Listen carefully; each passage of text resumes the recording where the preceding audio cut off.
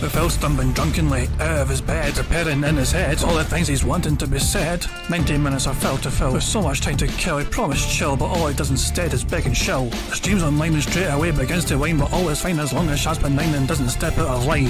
His content's immature for all to endure like fresh manure, but I feel sure he ran should have feeling so insecure. The money he earned on yesterday was withdrawn and long gone, as Phil was spending impulse is always had to stay on. If supports are also slow and stays so low and fails to grow, you never know, the show may turn into an easy bingo. Once kicked off across the board with charge to what because his code can be ignored, just how much DSP makes us feel so bored. To help us fight or sleep and try to keep alert to watch a creep who play bingo, while Phil will bitch on why his sheep are also cheap, while DSP is chasing green. We're seeing green across the screen as Phil's routine predictability rivals a slow machine. He's not in burping, leaning ban. It matters not if battery fun, his child can't see it powers make him feel less of a man. Takes a drink and starts his like before lunching into a big pretending there for bills when truth is there to buy a wrestling JPEG. Talks about his shitty life of college cat and fatty wife and all his strife while forgetting that it's unwell and they were rife. With drama he will react but isn't actor as a fact as he rehearsed to be exact in how he felt he was attacked. Teaches nearly over and a win is in sight with what to white despite Phil to light that tips were not white.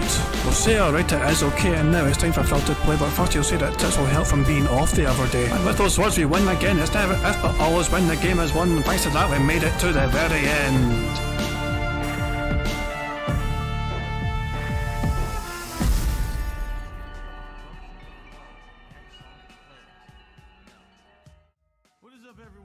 Hey guys, King Janet here and welcome to DSP Bingo for what is today, Monday the 12th of February 2024. Do hope you're all doing very well indeed, hope you had a great weekend and hope you're enjoying your Monday so far, whatever it is you ended up doing. As you can see, Phil's online, he's awake and he is in this Steam chat trying to hype up the Tekken 8 premiere for Yoshimitsu. And Phil was crying and bitching and whining about how complex the character is. You can see here what a fighter Yoshi is in this one. He literally has so much going on, you have to ignore a ton of it to make a coherent moveset. So he's really complaining about how advanced the character seems to be. He's basically just going to spam a whole bunch of stuff and hope something will work for him, I guess. There was a little interesting thing from the other day that Phil done during his React stuff, and I just thought I'd play the video. This is from Memoji. And yeah, it's just usual Phil's projectionism going on, and yeah, it's just typical DSP behaviour. I mean, if you have to fart when you're at work, sometimes I've done that. Like, I'll have like a little fart slip out, you know, it happens. But that's when I turn around and I'll sniff up the fart myself as quickly as possible so that hopefully none of my coworkers have to smell it, you know.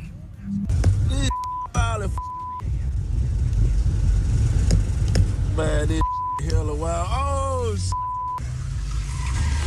damn, bro, this crazy, bro, this crazy, bro, this wow, she hanging on to that. Oh, you hit him! Damn. Oh my God! What the fuck? Whoa! Whoa!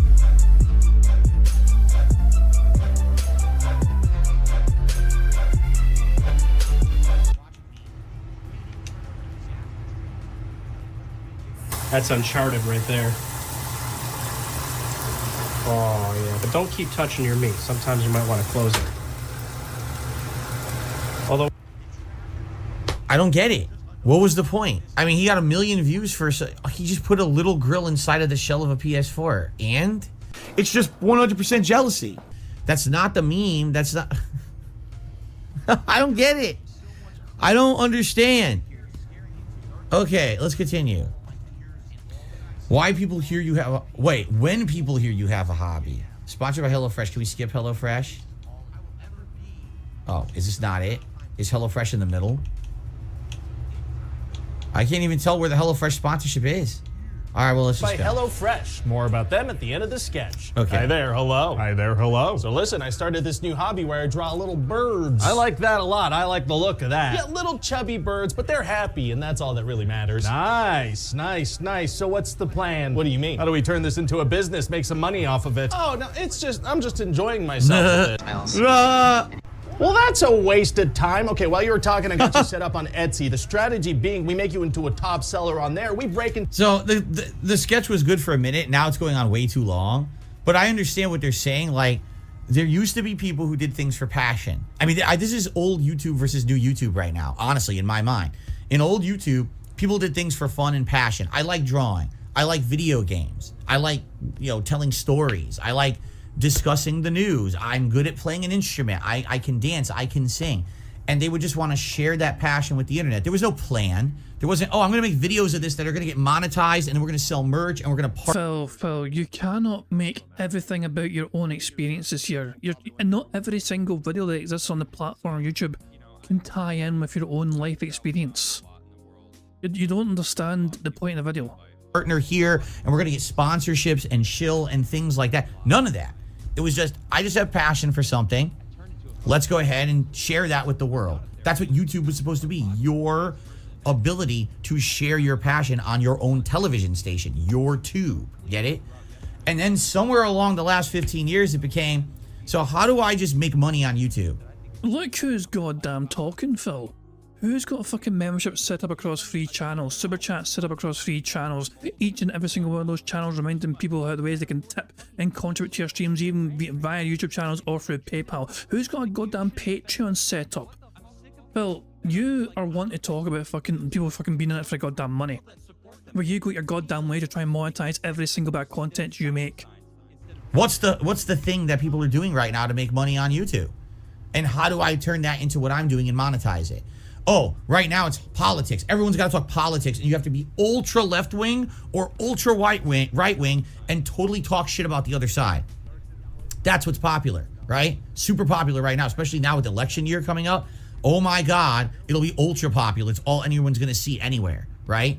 Or, drama videos. Talk about shit talking to someone. Go through someone else's dirty laundry. Make videos about it. Oh my God, this person's so bad. Expose them for this. Expose them for that. Hate on them for this. Hate on them for that. Right? I do this because I love it. He's a filthy, dirty liar. I would not be here in this chair chilling with all of you every day, playing games, doing React content, doing all this stuff, if I didn't love what I was doing and having a great time, and also being told that there has meaning behind what I do. If any of that went away, I wouldn't do it anymore. I don't care about the money I make doing it. What the fuck?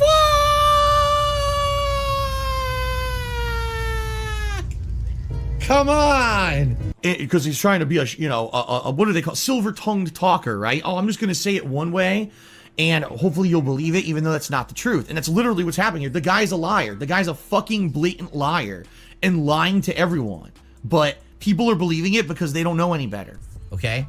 But there's so many people that this is it. Oh, well, you diddle doodle, let's monetize. Do this, do that, do that. What? That's not what it's supposed to be about. I've tried to resist all these years. I've tried to resist the... Oh, apparently Phil's going live. Oh, look at this shit. He's monetizing his cat already. That fucking didn't last. Oh, he's not actually probably going live. Look at this. See, this is in between. So this is Phil being all clown mode before the stream starting. The Jasper jumped on his lap. So even though Phil's not ready to start the stream immediately, Jasper jumped on his lap. I must turn on the webcam. I must try and entice more people to like the stream and use my fucking pet cat to try and get some more likes and engagement on my shitey fucking streams. Like, there's no intro. There's still no intro. In fact, if I play this, is it going to just be the audio? The music playing?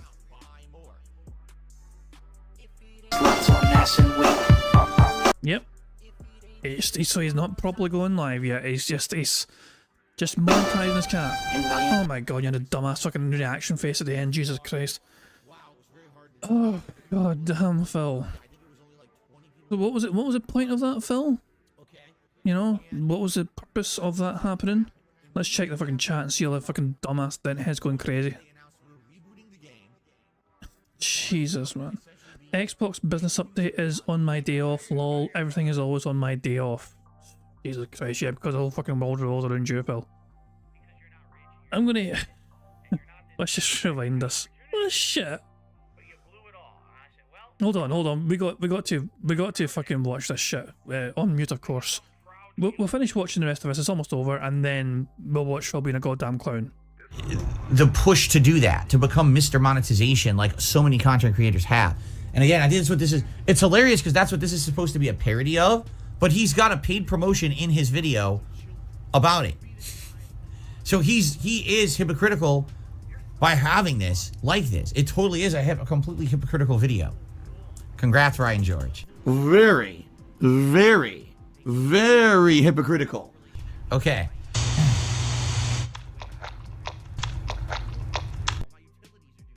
What the hell was that end fucking clip? Jesus Christ, that was probably Derek's fucking submission. But yeah, so that video is DSP Tries It Memoji 101's video covering Phil's little strange rant from the React stuff from the other night. So yeah, let's first of all mute Phil's stream, and then let's watch him being a complete and utter clown. Let's just actually go big proper full screen for this. So this is Phil. He's not live yet properly. This point in time he wasn't live yet, but look at him. Jasper's on his lap, and so Phil must absolutely make the most of this situation by having ridiculous little faces going on and trying to absolutely monetize and milk that cat for all it's worth. Well, he did the same thing to Cat, I wonder, when she's suddenly on camera. Well, he just start fucking rubbing her many fucking chins and wondering if he can make clown faces while fucking petting her. Jesus Christ, man. It's just, what the fuck, Phil? Just calm the fuck down. Calm the fuck down. And we can't hear what. In volume. It's just him fucking mouthing to his fucking shitey fucking music. Olympus is asking, does Jasper moving the mic count as a potential mic bump? Wait, no. I'm going to say no. Because we didn't hear the microphone get... I don't know. Look at this shit. This is just ridiculous. This is just fucking cringe as fuck. And then it's like, okay, I've had enough of monetizing that dumbass cat. I'm going to throw him to the fucking ground, but not before I make a dumbass face. And there we go. You're begging for a screenshot of what? Well, that was like a whole minute and a half of Phil being a goddamn clown. A screenshot of what? For fuck's sake, thanks for narrowing it down, fucker. A screenshot. Hey, how about that? How about this face right here, Phil? So Phil doing this right now. How's this, Mister?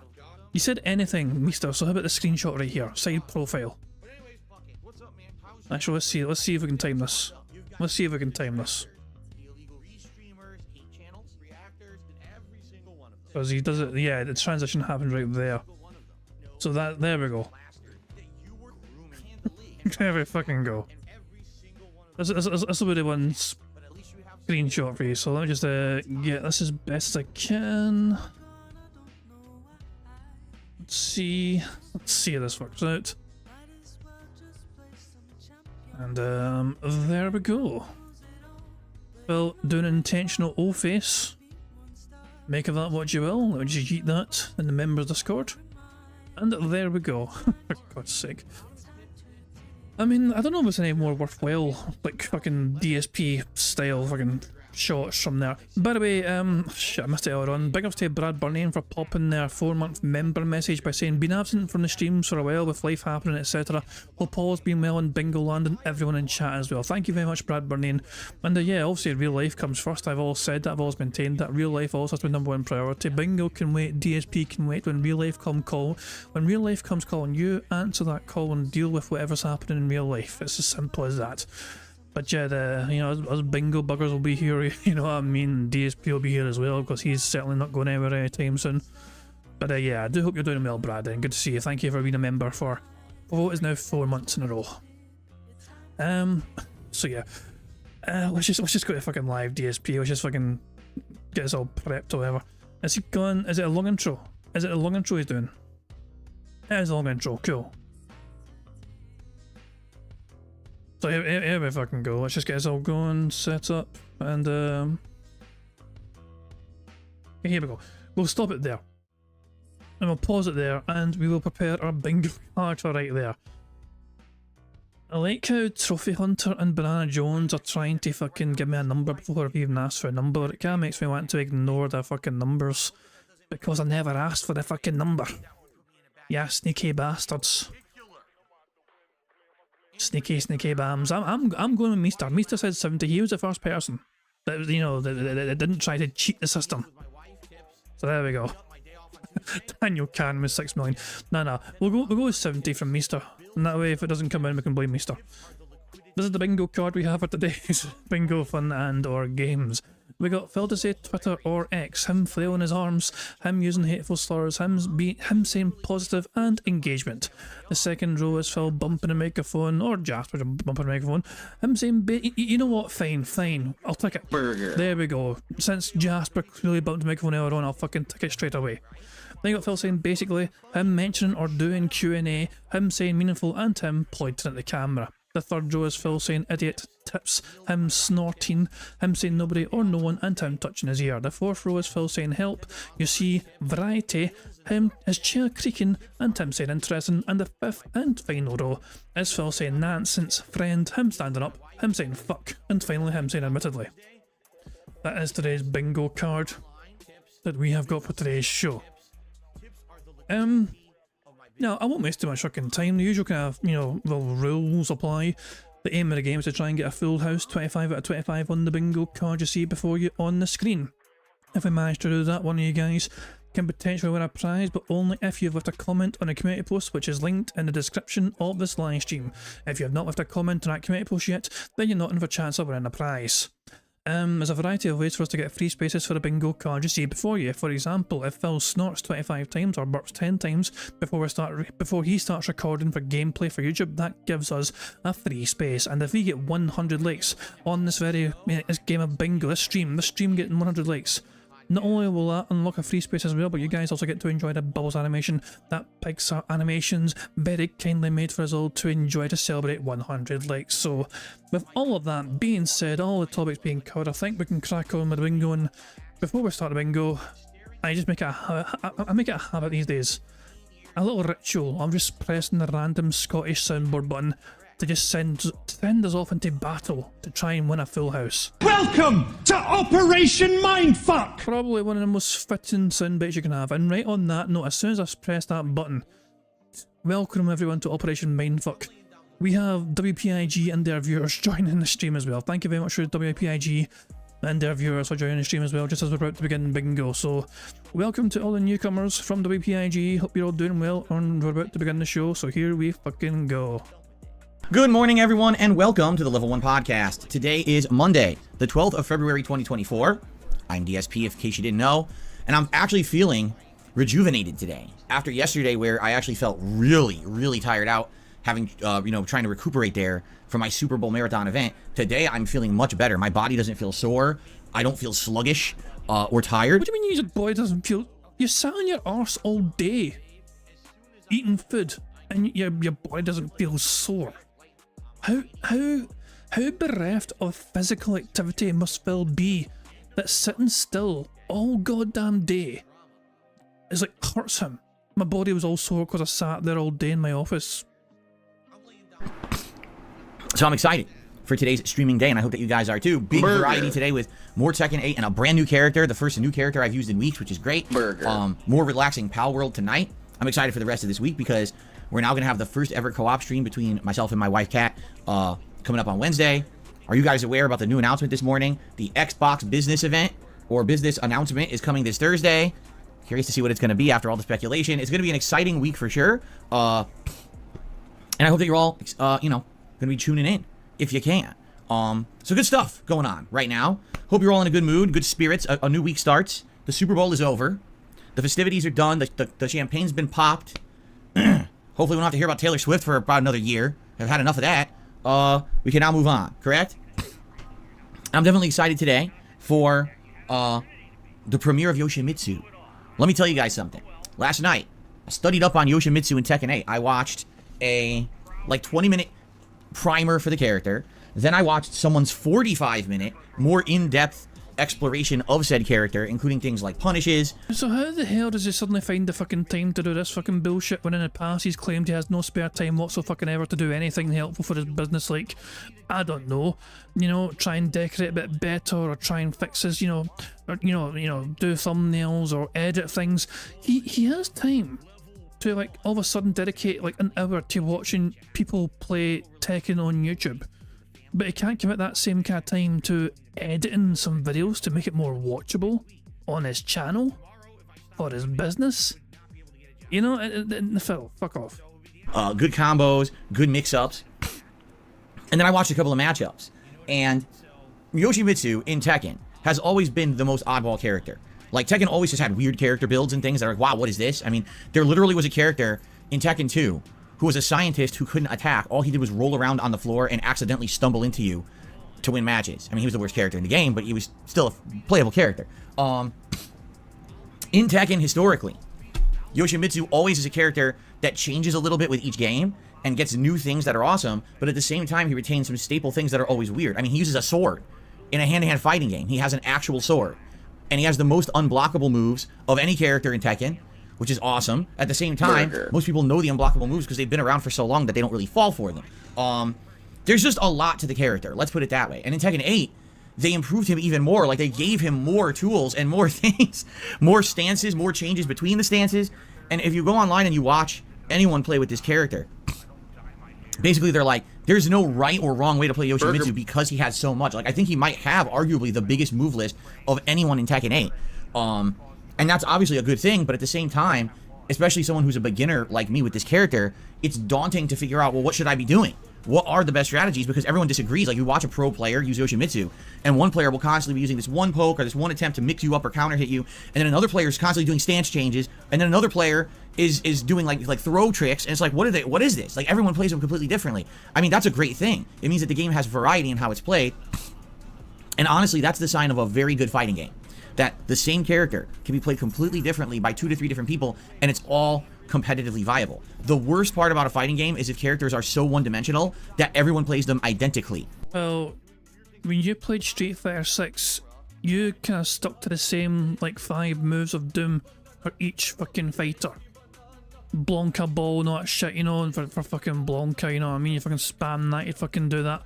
Fucking spams throw for E-Honda. Well, you very, very rarely added variety to your Street Fighter content in terms of the moves you use with certain fucking fighters.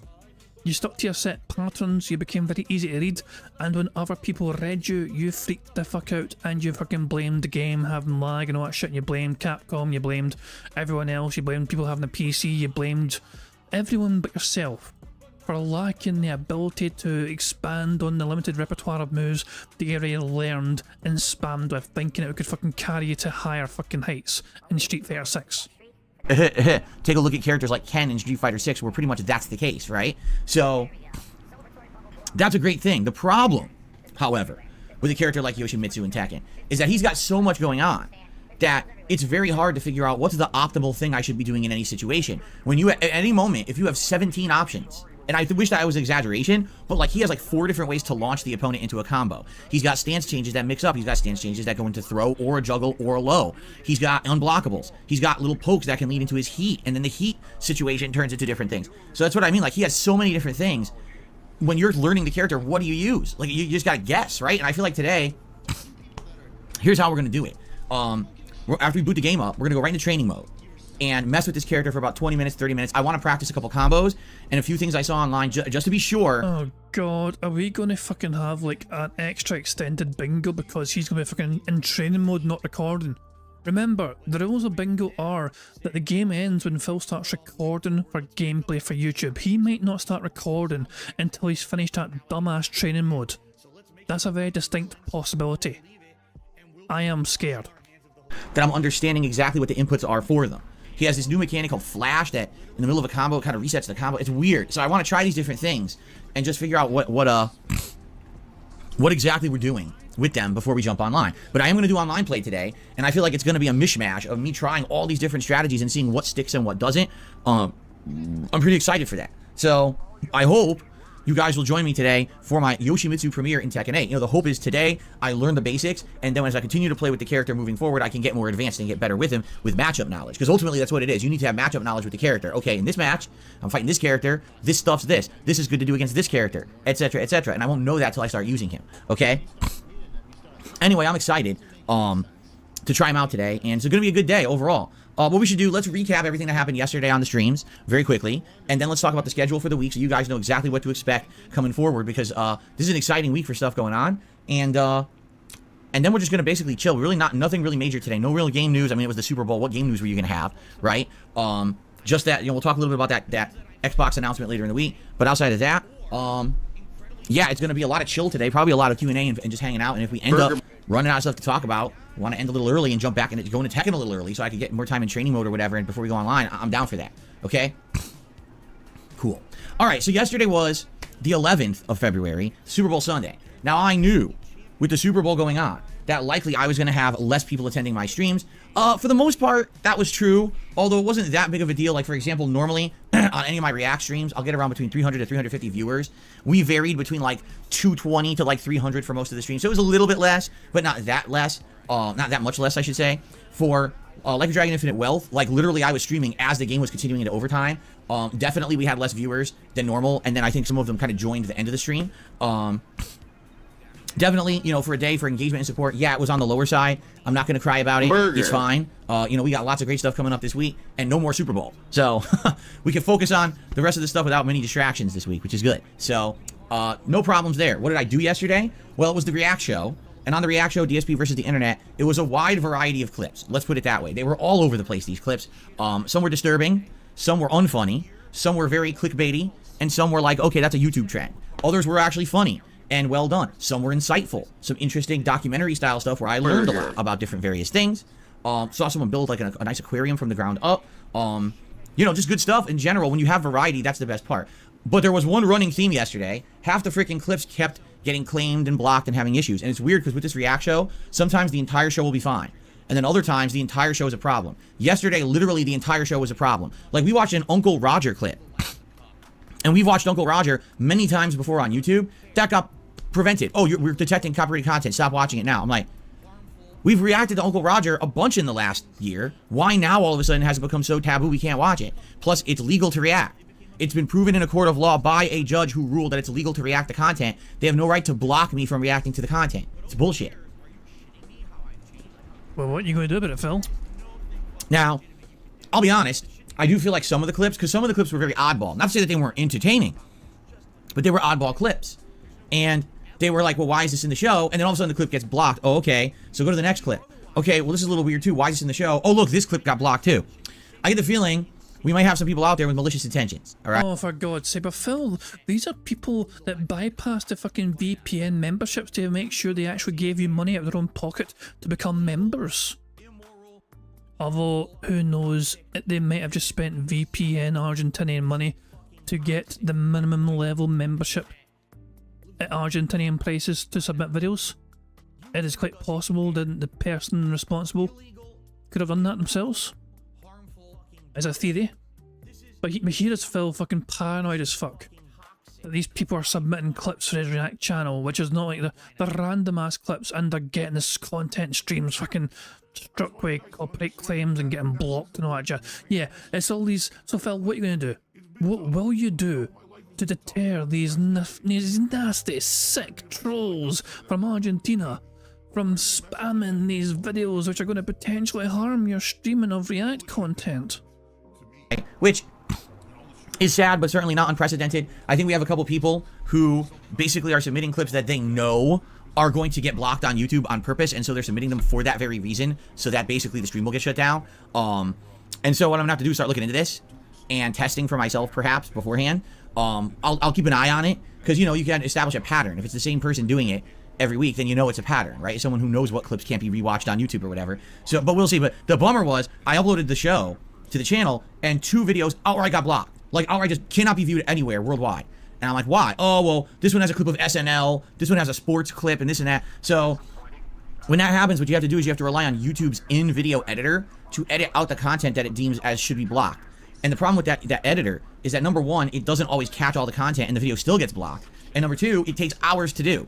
So, for example, one of the videos was like, oh, this SNL music video or whatever. And I'm like, okay, we'll edit it out. And it goes, okay, it's detected here, here, and here. I'm like, no, it's not. It's the whole thing. Like, what it is, every time I pressed play on the video, it was detected. When I paused it to comment on it, then it, like, oh, stopped the claim or whatever. Well, yeah, that's intelligent, Phil. What did you expect? Of course you're talking over fucking the SNL, you know, the paused SNL clip is gonna fucking get caught by YouTube and not encode that as, oh my god. You lazy sack of shit. You deserve all the fucking misery you fucking get. So it tried to edit it out, and it still didn't do a good job, and I had to run it twice, basically, to get it to actually finally edit it out of the clip. And then there was one video where there was like 2 to 3 different things that all got blocked. So I had to run it through this editor like 3 times. And again, each time it takes like 2 hours. So it's like, okay, I upload, now it's blocked. So during my second stream, I set it to run. Still blocked. When I'm going to sleep, I run it again. Still blocked. And then overnight, one of my editors jumped on the channel because they were working on possibly setting up the thumbnails for the videos, and they noticed the video was still blocked. They checked, and it said there's still copywritten content, and they ran it again through an edit, and then finally it unblocked and was visible. It's like, oh my god, how much work for a video that's going to get 200 to 300 views, right, on the channel? This much work just to get it viewable. So anyway, not a huge deal, but still just part of the process of being a YouTuber, having to deal with this kind of nonsense. So all the videos, again, they should be live over the course of the week. 2 are live. You know, it was a good show. Don't get me wrong. I liked the React show. It's just weird that sometimes it's like smooth sailing and everything's cool, and then other times it's like ridiculous hardship just to get videos visible on the internet, even though they're all legal. Everything I do on that show is completely under fair use law, but YouTube doesn't give a shit. They just abuse the law constantly, which is hilarious. Anyway, so that was the first stream. And then on the late stream, it was Like a Dragon Infinite Wealth, and I really liked this stream because we got to take advantage of all the things that I had earned and unlocked during the 3.5 hours that I had played the game during my Super Bowl marathon event. Now, keep in mind, I hadn't planned on playing it 3.5 hours during the Super Bowl event. It was unexpected that it was going to take me that long to get through the challenge dungeon and get the amount of currency and stuff that I needed to unlock the jobs to progress with the playthrough. So, basically, it was fun, and we got to try out the linebacker, the samurai, the action star, which is basically like a martial artist like Bruce Lee, and the Geo dancer, which is basically a Hawaiian hula dancer. They're all interesting. They all have these strengths and weaknesses. Honestly, I would say right now, the linebacker and the action star don't really appeal to me because they're not very powerful from what I've seen, but it might very well just be that I don't have good weapons. Like the linebacker, I have a basic weapon that's weak, so maybe that's what it is. Maybe if I got better weapons, it would be more damaging and I'd like him better. But I think that the samurai is probably the best of all the new classes. Seems like he can do wild damage and take advantage of bleed and all kinds of stuff. So definitely cool. And what I'm working towards is unlocking other classes. For example, there's the tennis player, and I think the other one is the chef, which is a returning class from the first game. I got all the stats that I needed. We went back to the vocational school. I unlocked the stats I needed to get those jobs, but then I didn't have the money. So basically, we continued on with the story, and we started unlocking money. I was very close to having enough to get them, and then we hit Chapter 6, and Chapter 6 introduced Dondoko Island, which is the Animal Crossing / Disney Dreamlight Valley / whatever sim game you kind of want to talk about. And of course, everyone knows that after Chapter 6 comes Chapter 7, bankruptcy. Where you create your own virtual community, and this is very time consuming. If you play this whole mode, it's anywhere from 10 to 15 hours long, but apparently it's very rewarding. In the game, if you complete it, you get tons of in-game currency, plus some good items to do other stuff with. So a lot of people say it's totally worth it. Just do it. Even if you're not doing it as a major part of your playthrough, just do it when you have free time. Jump in there a couple hours a day and grind through it. It's totally worth it. So my wife has already beaten it and said, yeah, it was totally worth it, but it was time consuming. So this is the mode that Kat and I are going to actually do co-op later this week, and I'll explain that in a minute as I go further through the schedule. It's not actually proper co-op, it's just one of them's going to be fucking holding the controller, and the other one's going to fucking be yelling instructions. Okay, but the good news is, we arrived there, and we're now in the tutorial segment for it. So next time when I play, we're going to finish that tutorial segment, which I think takes about an hour. You go through it, and you do all the basics of the island, it teaches you the ins and outs. And then what happens is, when you finish that, the island now becomes visitable whenever you want in the game. You could go there and you can grind on the island and you could do the whole thing in one sitting if you really wanted to, but I can't imagine anyone sitting there for 10-15 hours straight doing it, so it'll be very boring and tedious. But every once in a while, all right, basically to jump in and be able to just kind of relax with it and earn currency and stuff is great. And so I can't wait to try it with my wife later on in the week. But that's where we left it. Like, I saved right in the middle of the tutorial because we were already going late. I was like, all right, when we play again later in the week, I'll finish that up and get it ready to go when I do my first co-op with Kat. So there you go. So that was yesterday's streams. Good stuff all around, relaxing, fun stuff. But now we get more into, the action of the week today. So let's talk about the schedule for the upcoming week. So first of all, and by the way, I'm going to say this because I've seen comments about this. So people are now saying that YouTube is spamming ads on streams and content. If they are, I have no idea how to fix it. YouTube... Phil, you control if ads play on your streams. You can absolutely prevent it. You can actually stop them altogether. You just choose not to. Here's what they did, all right? When I set up a stream, I'll make this clear for everyone before we get into the schedule, because a lot of people have been mentioning this. When I set up a stream, I have options. And my options are as follows for monetization. None whatsoever. That's what I fucking pick. That's what I fucking pick. If you ever see ads on any of my bingo streams, it's not because I fucking chose to run them. It's probably because of some content included on the bingo stream. Maybe I played a clip of something else which has a copyright claim to it or something. That might be the only time you fucking see ads on a ship. But yeah, Phil, you're in direct control. This is your live stream, which you then private afterwards. You might as well fucking don't. You might as well have no ads running, Phil. You might as well not bother having ads running in the live stream. Meaning no one can contribute and no ads at all. It doesn't mean nobody can contribute. Phil is very well. Put it this way: I have no ads running in my stream. People can still contribute if they want to.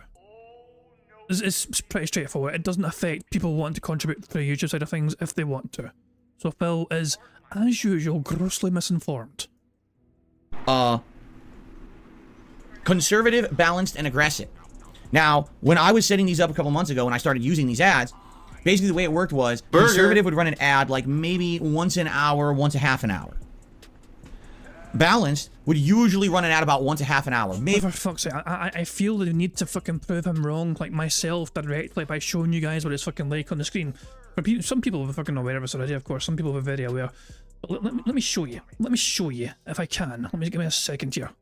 I go here, and I go here, and I go here. Monetization tab for the stream. Yeah, here's this current very stream, this bingo stream right here that you're watching right now. Ads. YouTube selects and places ads for each video. Ad formats are selected by balancing the viewer experience and creator revenue. By default, mine is off. I always have ads turned off. You can turn them on, and then there's probably more, I imagine there's more options when you turn them on. I don't really want to go into it, but it doesn't mention anything about not making money through super chats or whatever. Phil thinks that turning ads off turns off YouTube support. He literally said that. It is nonsense. It is absolute insanity for him to think that have no ads going on his stream means that he can't fucking get any super chats or anything or members or whatever. Does not make sense whatsoever. I am actually kind of curious. Very briefly, I'm going to... I don't want to. I have ads turned off on everything on my channel. It is the one thing I don't have set up properly, the ads, because I don't bother fucking ads. So yeah, Phil is, as you can see, as usual, unsurprisingly, very incorrect. a little more frequently than like 20 minutes, but usually it was about a half an hour. And then aggressive was like running ads like every 10 minutes. Okay, so when I was setting this up, I never was using aggressive. I was always setting it to be balanced, okay, at the most. Sometimes certain streams I would go conservative, but for the most I was setting it up as balanced, okay? And no one seemed to have issue with that. In fact, people were telling me, go ahead and run ads. If you need the help for your business, please run the ads. People were actually telling me to do so. So I said, okay, let's do it. And I didn't get any complaints. Like, everyone was fine with this. And now people are complaining a lot. So do something about it, Phil. And what would happen is, sometimes I'd be in the middle of doing something on stream that's important. And let's say I was going to tell you an important subject matter or whatever. A pop-up would usually appear in my dashboard. This is where I'm staring right now when I broadcast. I have a YouTube dashboard. And a pop-up would say, hey, an ad's about to run. Click here to, like, skip. And you could skip an ad. And so I would do that every once in a while, where I would skip an ad if it was, you know, in your face or whatever, and it was going to bother what we were doing. Like, if we're in a critical boss fight, skip the ad. If I'm telling you an important story that you need to know, it's something important to all of us in the streams, skip the ad. I would do this pretty frequently, okay? So I don't know what's going on, but here's what's happened in the last couple of days. YouTube removed the ability to skip ads. It's gone. They just removed it entirely from the dashboard. It doesn't exist anymore. So someone in their bright ideas at YouTube, which is what they do all the time, they just remove a feature without explaining why they removed it. So I have no ability to skip ads whatsoever. I don't even know when you guys are seeing ads or how many ads you're seeing. I have no control over it at all. Now, you do have some control over it, Phil. You just choose not to because you'd rather fucking earn a couple of pennies from these dumbass dent heads for your fucking live streams than just fucking make it a better viewing experience for them by turning off the ads or the stream. now it's literally 100% in the hands of YouTube, okay?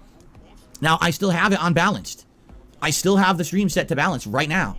So if you guys are telling me that there's a ton of ads, I don't know what's going on. Now, what's weird about it is people are saying that they think that maybe it has something to do with the mobile version, because some people are saying they're on mobile and they're getting tons of ads, and others are like, no, I'm on desktop and I don't know what you're talking about.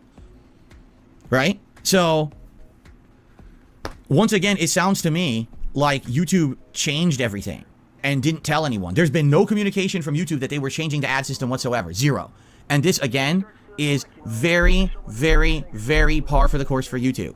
There's some mic bumps. In case people are a bit upset that I included mic bumps so early on, to me, that was sufficient for a mic bump for what Phil was doing right there. This, again, is very, very, very par for the course for YouTube. So when he's not bumping the mic completely directly, but you can actually hear the pop filter hit off the microphone, and it's causing that, you can hear the bump, essentially. You can hear the impact. That, to me, is good enough to count as a fucking mic bump. They will change things behind the scenes, tell no one, and then when everyone complains about it after the fact, then they do something about it. Only Ice Barley is asking, will he even make much money from ads with his views? You've got to keep something in mind, Only Ice Barley, and it's, you know, let's just say, so Phil is set to make maybe a couple of bucks per stream, okay? Maybe, that, for ad revenue alone. A couple of bucks maybe.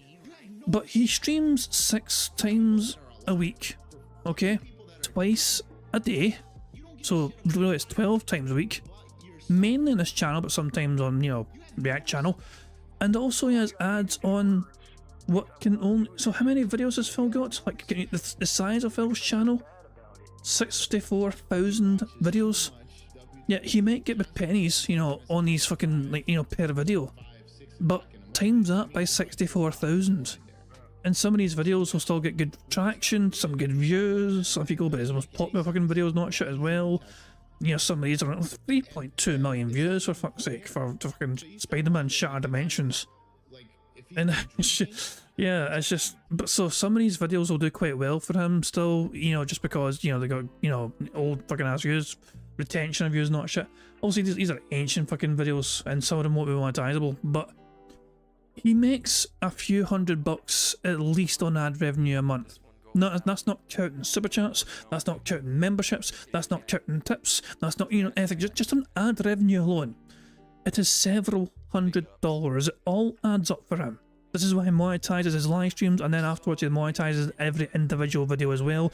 When he uploads them to his channel, he's double dipping in that regard.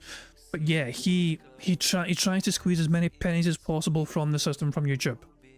But remember, he doesn't care about money. It all adds up to Phil. He knows this now. He knows that he's always been about quantity rather than quality, so Phil tries to upload as much as possible, trying to make bank. He's always been that way, and he hasn't got that old contract, that old views-based contract from Machinima to exploit anymore.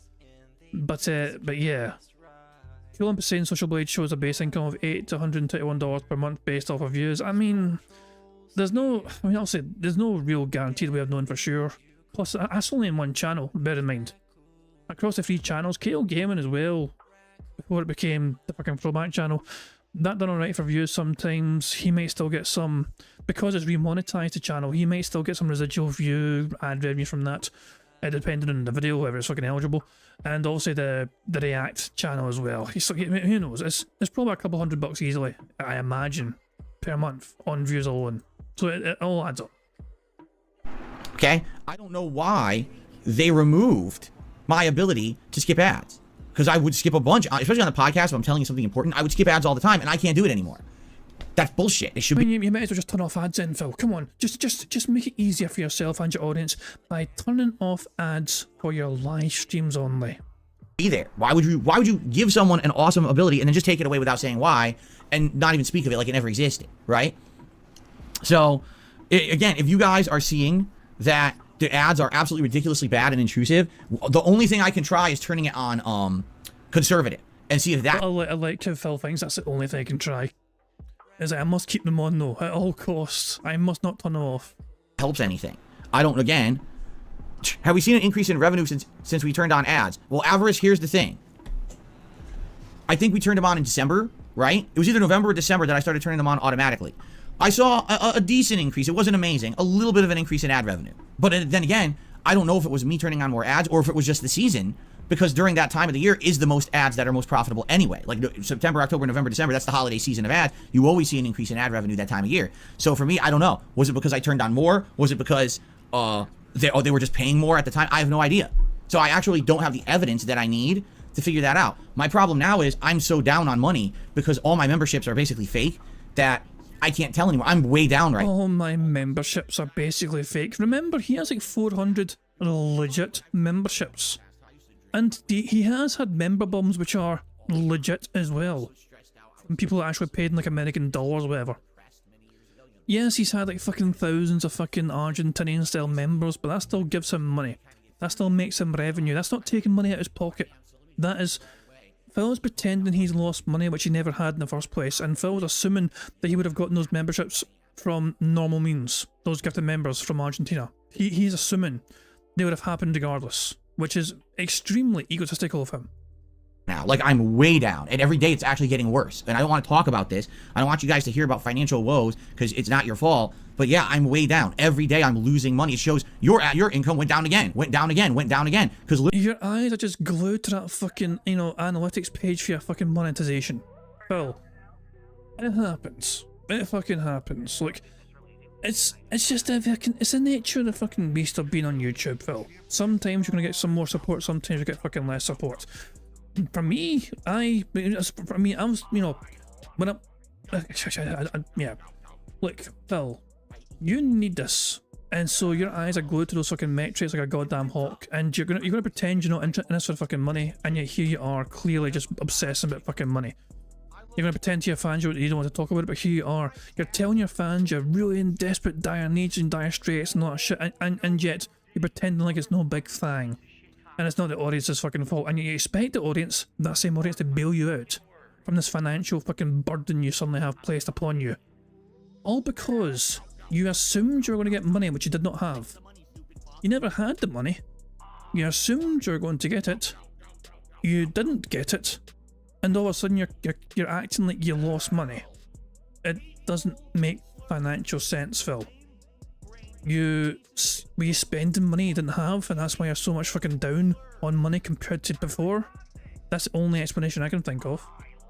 Literally every legit membership is expiring, and no one's re-upping them because they're just getting free ones. So... Hasn't that always been the case though? That has literally always been the case when it comes to memberships on Bill's channel. Derek never wanted to spend $4 because he always just waited for a gifted memberships from OIC or someone. That has always been the situation. That has always been the case with DSP and his dentheads. Some of his dentheads know if they wait long enough, they'll just wait for a member bomb from somebody. Because why would they part with $4 to give to Phil? They don't need to. They know that.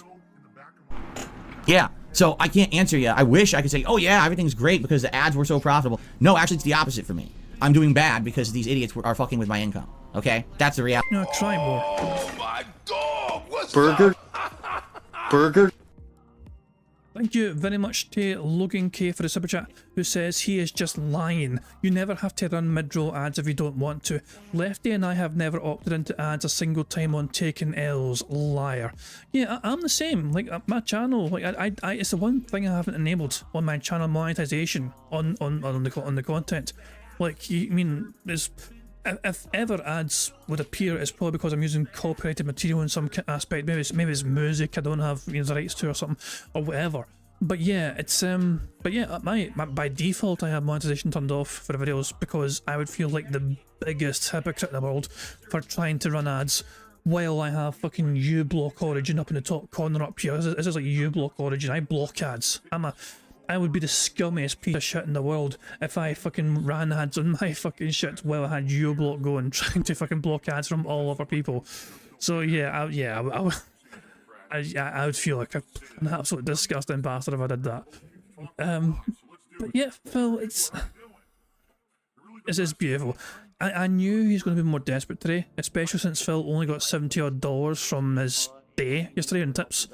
Yeah, I knew. He is 9 days away from payday, remember. 9 days away from the precious payday with that YouTube money, which is less than what Phil was hoping it would be, is going to come in. And so naturally he's going to fucking be begging harder than usual because it's a partly desperate. And this is the thing. Look at this shit. I forgot to show us at the start of the stream. And so big ups to Otter, you know, Otter, I assume in an Otter place is the same as Ottaway Insane on here. I assume so. But they had a tweet the other day there, tracking the kind of tips that Phil was getting from mid-August to September, the tips income from each month. And here it is, the only time it was higher was in December. The last 2 months of DSP, arguably have actually been quite profitable for him when it comes to tips compared to previous months. So like, yeah, he's received quite a lot of money in tips. And yeah, the tracker fucking backs that up. If you let's just track, you know, let's go to like mid fucking January here. Let's count January. So hold on. If we count January only, let's see his tip income from January. This is a tips alone, mind you. Phil made $4.5 grand in tips alone from January. That's just January, $4.5 grand. That's just tip money. That's just immediate financial income for him, right into his pocket straight away as soon as it's given to him. So far in February, we're almost halfway through the month. Phil has made $1,500. Although, I say we're almost halfway through the month. We're a third of the way through the month, essentially. For God's sake. But yeah, Phil's gonna cry poor because he's fucking terrible at managing his money. Of what's going on right now. So, that's that. Hey, you want to help out with that? Please do. Please support in some legit way. You know, a super chat, a tip, those things are legit. A paid real membership, that's legit. That will help me. Right now, I can tell you, when I get paid this month, it's going to be way less than what I usually get paid by YouTube. So, things are going to be very tight. If you could tip this month to help with that, that would be tremendous. Tipping right now is very important for me to pay my bills and stuff. So, please consider contributing to these streams, all right? Phil, just fuck off, you greedy piece of shit. It's not fucking your fans' responsibility to fucking make sure you've got enough money to pay your real life adult fucking bills. If you're not entertaining enough for them to give you appropriate money for you to fucking live your life, then perhaps you fucking need to seek real employment outside of doing YouTube as a fucking career. Because if YouTube's not fucking paying the goddamn bills, then what the fuck will? Thank you. That's it. I just want to move on from that. So anyway, yeah, so I don't know what's going on with the ads. I would love to hear what your take is. If you think there's way too many ads and it's intrusive, I could try to go to conservative ads, but I don't even know if that's going to help. It sounds to me like YouTube just changed the whole ad thing without telling anyone. I can't skip ads. You're seeing more ads. What the hell is going on, right? The other thing you got to understand is right now this week was Super Bowl, and in Super Bowl week they always have more ads. So it very well could have been that YouTube had so many ads this week they wanted to just spam everyone with as many as possible, and now they're going to run out and it's going to go back to normal. Because that could happen. That always happens this time of year. There's like tons of ads just Super Bowl week and then they dry up. I wonder if Phil can prove that he didn't actually turn his ads up to aggressive. Here he is fucking blaming YouTube arbitrarily for this shit. He already lied about what he did before with the ads. He lied to his audience before. At first, Phil had it sitting conservative, and then he decided to fucking put up the balance because apparently his audience wanted him to fucking raise it to balance so he could run more ads. That was a story. That was what happened in the past anyway. Phil's fucking retconned that story already. So Phil's already lied to his audience here about the fucking origin of him fucking turning on ads and mid-roll stream ads and all that shit. And here he is. So if he's going to lie about that, it's quite possible that Phil has also lied about the setting that his ads are on. So, there you go. Okay, let's continue. So now let's talk about the schedule for this coming week. Okay, so today it is Tekken 8, and I'm trying out Yoshimitsu. Like I said, first things first, we're going to go into training mode. Oh, fuck off. I'm going 1.5. He's going to be bored with me with his schedule. And I'm going to mess around with some of his basic moves, like his quick punishes, his combos. He has like 4 to 5 effective launchers. Seriously. He has down forward 2, which is uppercut. He's got up forward 3, which is a rising knee. He's got a sidestep 1, which is sidestep into an uppercut. All 3 of those are perfectly viable. He's got rolling 4-3, which makes him roll into an up kick. That's a huge launch. And then on top of that, he's got a stance where he does a helicopter blade, and from that stance, he's got a 2-hit juggle. So he basically has 3 to 4 effective ways to launch. And this is what I was telling you guys when I was playing with King. I'm like, man, I'm fighting the Mishimas. It seems like everything the Mishimas do goes into a launch combo. Well, Yoshimitsu has that too. It's just that King doesn't have that. King has like 1 to 2 viable ways to juggle, and that's it. He's more about throws, while these other characters are all about get the hit into juggle and giant combo. So, yeah, I'm excited to try the character. I want to mess around with that. I want to mess around with his combos. He has big combos in this game, and everyone does them a little differently. But I tried to find a combo that was a little bit more advanced, but not super heavy on execution, so that way I can get it more consistently. I'm going to practice it in training mode a bit before we go online. And then once you go online, dude, there's just so much you can do with this character. He's got really fast punishes. He's got punishes from mid-screen and pokes from mid-screen that are very damaging and from a distance, which is really cool. He's got so many tricky moves and mix-ups. Moves that look effective, and then you can turn them into 3 different things. Stance changing, and all of a sudden throw out of the stance, or low hit out of the stance into a juggle. It's crazy how much he has. He's very versatile of a character. So I'm excited to see what we can come up with today with this character, and see how I do with my first online play. Now keep in mind, since it's a new character, it means that when you start playing online, you play lower ranked people. There's nothing you can do about that. I find it hilarious that what happened like the other day, a week ago, I played with Paul. And now keep in mind, I'd only used Paul for like an hour on launch day, and that was it. So I start using Paul again, and I'm playing lower ranked people, and people are like, oh, he's smurfing. This is ranked play, doofus. You can't smurf purposefully when you're playing ranked. You have to start from the bottom and get wins to rank your character up so you play the better players. You can't just jump to the better players. It's impossible. You have to play the lower ranked players first. Smurfing is intentionally lowering your rank so that you can play lower ranked people and beat the shit out of them. That's not what you're doing when you're using a new character. Isn't that basically DSP versus the audience? Wasn't that basically what it was? You could fucking try and beat the shit out of fucking Jade if he ever found his way into a fucking game. Ludicrous how dumb these people are and the things they say. So anyway, that will happen. Like, I know probably when we first start using Yoshimitsu today, I'm going to be probably like bodying people, and there's nothing you can do about that. I have to get through these earlier lower ranks to get to the higher ranked people that are going to know what they're doing. So I don't know how today will go. Today might be I just get bodied because I don't know what I'm doing, or it could be I body people because they don't know what they're doing. What I will say is, as long as I enjoy today with Yoshimitsu, I will stick to him, and I will try to play with him more later in the week. Probably Friday Night Fights will also be Yoshimitsu, and likely between 2 different sessions, right? Then, hopefully we should get to a point where I'm playing better players and the matches are more competitive and fun to play and watch, right? But we'll see how it goes. Okay, so Yoshimitsu today in Tekken 8. I'm excited to try a new character. Okay, then tonight on the late stream, 6:45 p.m. Pacific time, it is Pal World, my weekly Pal World chill stream. We return to the survival world where we continue to capture pals, level up our camp, explore the map, and fight bosses. Last time we actually beat the first boss, which was really fun. Today I actually don't know what we're gonna do. It seems like now we've kind of opened up a little bit because we completed all what's considered the tutorial challenges. They're gone now, so now we just kind of follow along with survival and expansion and chill stuff. So, Anybody care what this guy thinks? No! I hope you guys will join me tonight for the chill fun of Pal World. It should be a good time. Then tomorrow we return to Baldur's Gate 3. All right, Baldur's Gate 3 should be a great time. We're now in Act 2 and we're into the Mausoleum, which actually is Char's Gauntlet Challenge, which I didn't know. And we're in there. People are saying, yes, the Char's Gauntlet could take upwards of 2 different streams because it's very lengthy and it's basically like leads to the conclusion of the act. So that's tomorrow. First stream, doing the Char's Gauntlet Challenge and see how it goes. And then tomorrow night is Like a Dragon Infinite Wealth, where what we're going to do is finish up the tutorial of Dondoko Island and I'll go back to the main game for a little bit and get ready for the co-op stream I'm going to be doing Wednesday night with my wife, okay? Speaking of which, Wednesday, day stream again will be Baldur's Gate 3, where hopefully we'll finish the Char's Gauntlet and maybe get near the end of Act 2. And then Wednesday night is the first ever cooperative stream between me and Kat. Dondoko Island co-op. We're going to build the island together. We're going to start designing it. I don't know if she'll play it or I will. It doesn't really matter because the gameplay of Dondoko Island is literally run around and beat things with your bat, collect resources, buy items, build things, invite visitors, craft, give them gifts. This is not complex gameplay. Either of us could do it. It's just kind of time waster gameplay. The important thing is the decision. How do you want to set up the island? How do you effectively set it up so you get more satisfaction per guest? What style do you want the island to look? Because the island has 3 to 4 different styles you can select. So we're going to be doing all of that together on Wednesday night for the very first time here on stream. Kat has never actually done gameplay with me before. You know, she was here for a Halloween marathon in 2018 for literally 45 minutes. And then that was it. That was the end of it. So this time around, it'll actually be a full stream. And I hope that you guys will join me for that. It should be special to us. By the way, it's Valentine's Day, so it's the perfect day to finally have my wife actually do some gameplay with all of us here live together. And we're hoping it goes well, people like it, we enjoy it, and it's something that we want to keep doing. The whole point is we wanted to do Dondoko Island together ever since it was announced. And now if we do it together, this is something we can do maybe like twice a week on that late streams and make good progress, earning game currency. That's going to help my regular playthrough of the game while getting the island done at the same time, okay? So I hope you guys will join me for this, or I should say join us for this, Wednesday night. It'll be a really fun special event, first time ever co-op gameplay with my wife. And, you know, if this goes well, if people actually show up and engage and enjoy that stream. People throw fucking shit tons of money at me.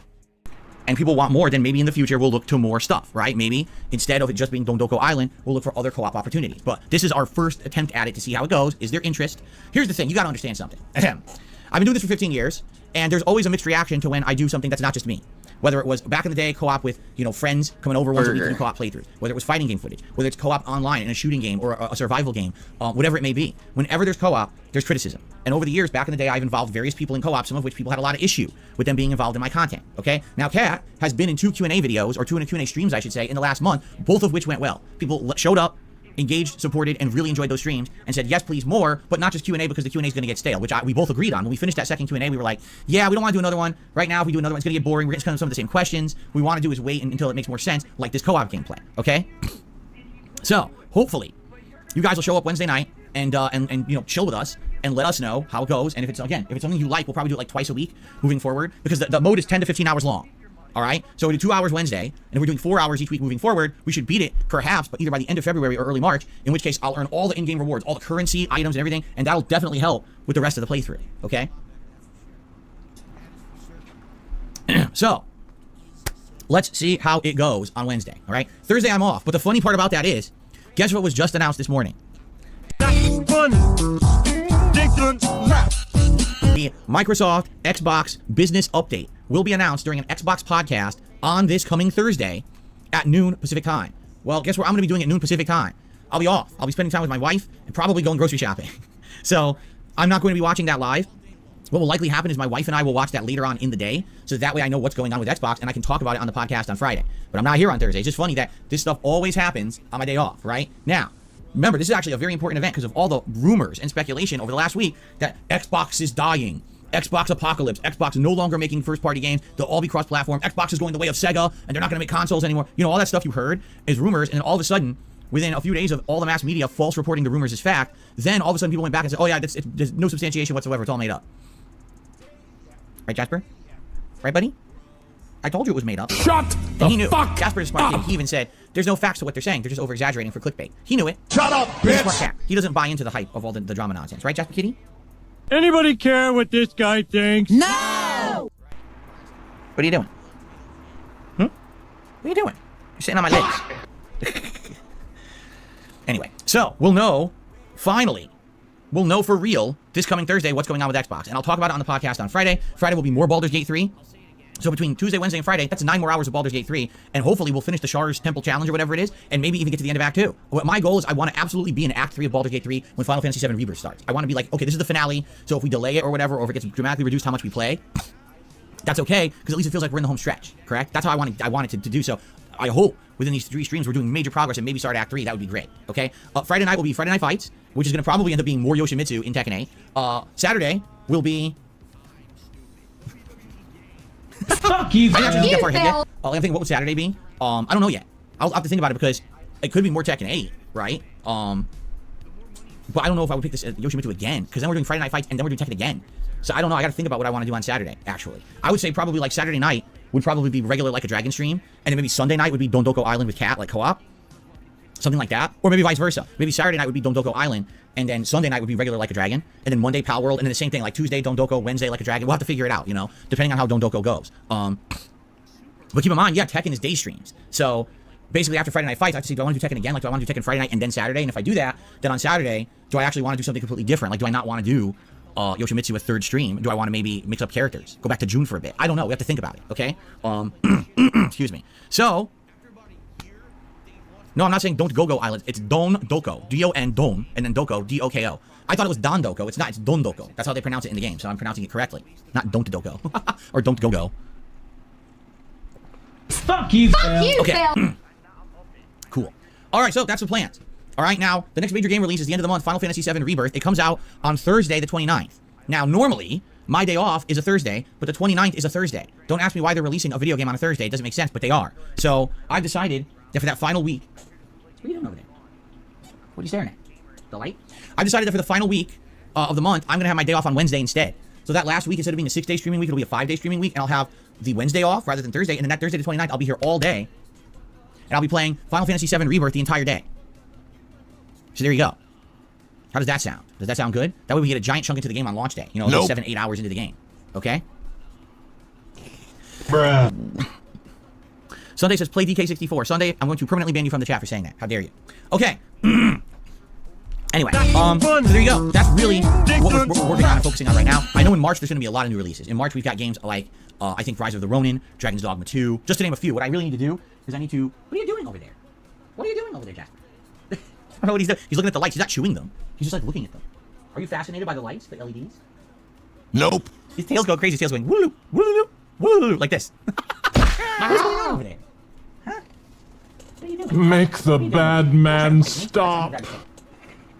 He's being silly. He's being a silly cat today. Anyway, so what we'll probably do is by the end of this month, at some point, we'll reassess the schedule. We'll see exactly what games are coming out starting in March. But I think for now, between making maximum progress in Baldur's Gate and the time we still have left before Final Fantasy VII comes out, continuing on with Dondoko Island co-op on the night streams and alternating that with regular night streams of Like a Dragon, plus Tekken 8 progress, and every once in a while Pal World, like that's the month. Like we have enough to do this month. We don't need other games, you know, to fill in the gaps or whatever. I've actually gotten asked, you can play this one, you can play this one. Like, no, not really. We're good. We're set. And, you know, I understand. Some people are like, well, why are you only playing these certain set games? Because they're so long. I didn't make Baldur's Gate 3 140 hours. The game devs did, right?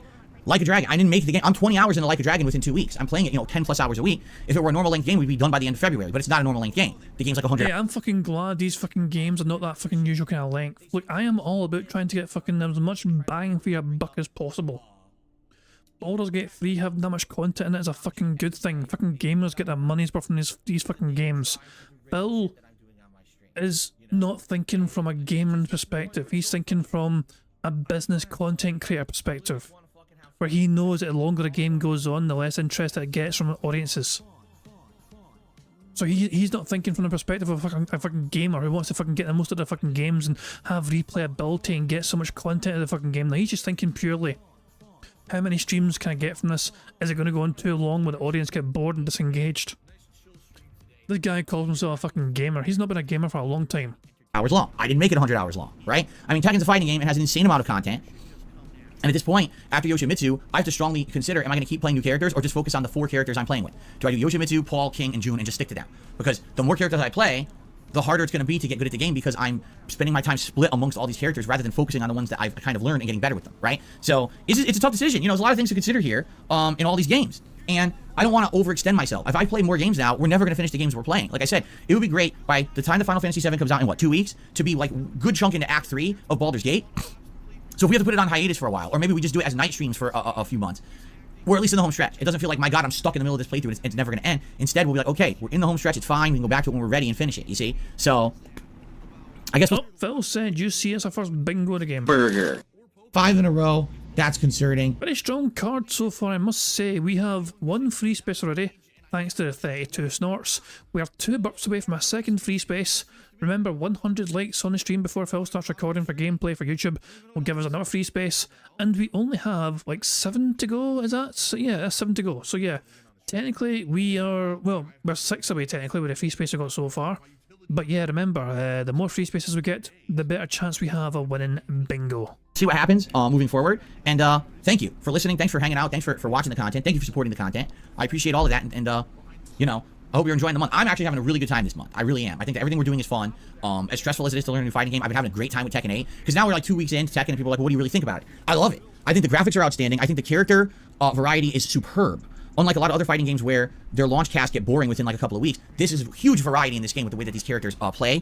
It is kind of sad to not see a lot of characters get played. Because let's be honest, a lot of people pick the Mishimas or the heavy spam characters, right? Anyone who's a kick monster like fucking Lee or Huarang, those kind of characters. A lot of people went right for Reina, the new Mishima. There's a lot of characters we're not seeing a lot of play of, right? And there's 32 characters in this game, and we've barely seen half the cast in competitive play. But that's kind of what happens with these games. Everyone kind of, sadly, settles into like one thing and just kind of jumps on a bandwagon. I think in this game, you've seen the bandwagons characters early on. But I'm loving it. I think that it's a sound game, and it's funny because after having played Street Fighter 6 for 7+ months, I'm happy to play this one. I feel, even though this one I'd say is even more complex than Street Fighter 6. I think Tekken always has been more complex than Street Fighter 6, or any Street Fighter game actually. But I'm actually liking it. It feels refreshing to me to play this game. And you know what? For as advanced as the games are, I actually feel like execution. I get what I want more in Tekken than I was in Street Fighter. I don't know why. Maybe it's because the control scheme is easier to execute the moves or whatever. But I do feel like I'm getting what I want way more often playing Tekken than in Street Fighter. Half the time my moves would drop. And I don't know if that was the netcode or whatever, but I feel like I do. And even with the connections, they're not as good as Street Fighter. Take a look at the connections I get. A lot of the times they're not as good, but I'm still seem to be able to do what I want to do in the game without too much difficulty. Why was it such a chore in Street Fighter 6? Why did my moves drop so often? I don't know, honestly. But I just feel like it's been a better experience, a more positive experience overall, playing Tekken 8 the last 2.5 weeks than it has been playing Street Fighter 6 the last 4 months. So maybe that's just because I'm burnt out on Street Fighter. I mean, I don't know. But I'm just really enjoying myself with the game. I like it a lot. I can't wait to try a new character today, you know, and hopefully learn and do well and entertain you guys and have fun playing it. Again, this whole last year has been a reinvigoration for me of passion for fighting games. After not really caring crap about them for a decade after Street Fighter 5 was sucky, right? Now I'm actually caring again, having a good time with them. The only bummer is I don't know if people are ever going to come back to my channel to watch fighting games. You guys who are here today and you stick around to watch Tekken, thank you. But I don't know if this is ever going to be like a mainstream. Will I ever get any crowd back to watch me play a fighting game? I don't know. Why the fuck would they? Why the hell would any serious fighting game players or fighting game enjoyers want to watch your streams unless they want to just come and laugh at how bad you are at a fucking game while thinking you're good? It sucks because people used to come by in droves to watch me play fighting games, and then I basically retired them for a long time, and now that I've come back to play them more at a competitive level, I think I kind of lost that crowd. They don't really Basically, you ended up sabotaging yourself as you always fucking do. care anymore, right? So, I don't know. It's like I said, it sucks because here I am putting all this effort into learning and I feel like I'm getting much better at the game and the viewership is dwindling on it. It's like, that's the opposite of what's supposed to happen. It's supposed to be that you get better and people want to see you play more because you're getting better and the matches are better. I guess if the gameplay's better but the viewership's going down, it must be because of you not entertaining people enough. If the gameplay's better by your own admission, then what does that leave, Phil? Let's attempt some simple math here, Phil. If you are saying the gameplay is better, if you're saying the caliber of opponent is better, and yet the views and engagement aren't doing as well as before, then what possible reasons could that be? Well, we're already bored of this. What's the next game, right? Oh, it's the audience are bored. So it's nothing to do with you then. It has absolutely no factor whatsoever to do with you and you not being able to entertain your audience. It's all about the audience just being bored in general because there are short attention spans. It's the audience's fault. Of course it is. Okay. So, that's that. So guys, that's really all I got to talk about today. So we're going to do shout outs, and then we're going to do Q&A, and we're just going to hang out for a while, and once you guys feel like we've talked enough, then we're just going to jump into tech, and I'm going to mess around with Yoshimitsu in training mode for a bit, get his basic strategies, combos, moves memorized, and then go online. Okay? I'm really surprised he's planning on doing, like, shout outs now. We are 12 minutes behind DSP. He's doing his shout outs well before 1 Minute Man turns up. Is he still like live now? Yeah, he's still live now as things go. I'm just gonna let him cook. So, let's start off today. Let's do some shout outs. First thing, we have a $6.66 tip from Hey Hachi. He says, I just want to give you support for your Tekken streams. Good luck today with Yoshimitsu. Thank you very much to Hey Hachi for a 666 tip to get today started. Thank you very much. I love this animation, by the way. One of my favorites. People forget that I have the animations for 420 and 666, but I do. That is definitely. I think that was Phil messing with his ear there. Is that an ear touch? We can't see him messing with his ear. It looks like it. One of my favorites. People forget. Is this his ear or is it his, it's that I have the animation. It's probably his ear, but there's for 420 and 666, but I do. I don't know. I mean, I'd rather have it confirmed. It looks a lot like it, but we'll give it time. We'll put it on the back burner for now. We'll put it on the back burner for now. Wait until we have a more visible, sign. That is definitely one of my favorites. So thank you so much there. Just give it back time. Jasper Kitty. What is it? He's staring at me. Are you bored? If you go to the window in the bedroom, the window's open, all the birds and stuff are outside, you can watch. Tarantula MS has done a $10 tip this morning and says, hey Phil, what's going on, Tarantula? Good to have you here. Thank you so much for supporting the stream this morning with that tip. I appreciate that, and that is so far the biggest contribution, so let's get you up on the leaderboard. Cool. There we go. Thank you, Tarantula. Let's see here. On the YouTube side of things, first super chat. Well, first of all, Fire7672, 2 years as a member this morning and says, Pogo sword for the win. Haha. Yeah, see, that's the thing with Yoshimitsu. He has so many stances and moves. You could play 3-4 matches with this guy and then just pull out a random stance out of nowhere and catch someone off guard because they're not expecting you to do that. Like, Pogo sword is wild. If you're fighting someone who's constantly doing low attacks, Pogo sword, I think it's down in 2 kicks. That's what I mean. I have to learn every move today in training mode before we go online. But basically, he just goes right on his sword like this, and if they try to attack low, it hits them. It just interrupts what they're doing. And then you can just jump, and he goes boingy, boingy, boingy, and he hits you with his sword. Now, is it a foolproof move? No. But you do it every once in a while, it gets everyone off guard. They're like, what the shit is that? He's that kind of a character. So good stuff. Thank you, Fire. And then, Apples Yo did a $5 super chat and says, you better do my ninja Yoshi justice or I'm gonna find you and eat you, big boy. So that's disturbing. I don't want to be eaten by someone whose name is Apples Yo. But, I will do my best. Like I said, I study. This isn't just me, I just want to try the character and I'm just going to jump online and fuck around. No, I actually studied last night for like almost 2 hours. Right before I went to sleep. 2 hours? It went from 1 hour to 2. Oh my god. Mister, I have no spare time to do anything for my content. Spent almost 2 hours watching other people's gameplay of Tekken. Just so he can play poorly tonight for his audience. Videos. Learning good, quick punishes, good combos, mix up strategies with the stances and stuff. Like the helicopter stance is his best stance in this one. He basically has like multiple ways to transition into it, and each way, when he gets in the helicopter, he can either attack, high, low, grab, or launch. There's 4 options out of the stance, so no one knows what you're gonna do. So they have to react. If they don't, they get punished. The thing is, if they just block a lot, just throw them. Crazy good. Anyway, let's continue. I received a $5 tip from Kirk Reborn. He says, I am back. For my fake vacation to Las Vegas, the Niners didn't win. They didn't play a perfect game, which was required to beat the Chiefs, and they missed a 1-point field goal. There's no such thing as a 1-point field goal. I think you're talking about the extra point, which was the difference maker, but on the positive side, I got to see Usher's nipples. So there you go. Kirk Reborn. Is that Canadian Kirk? On another sock account? Tippin' Phil? Kirk Reborn. That sounds quite sus. So, yes, it sounds like the openly racist viewer and contributor of Phil streams is, avoiding another YouTube shadow ban once more And Phil's like, yeah, welcome back, thanks for the money.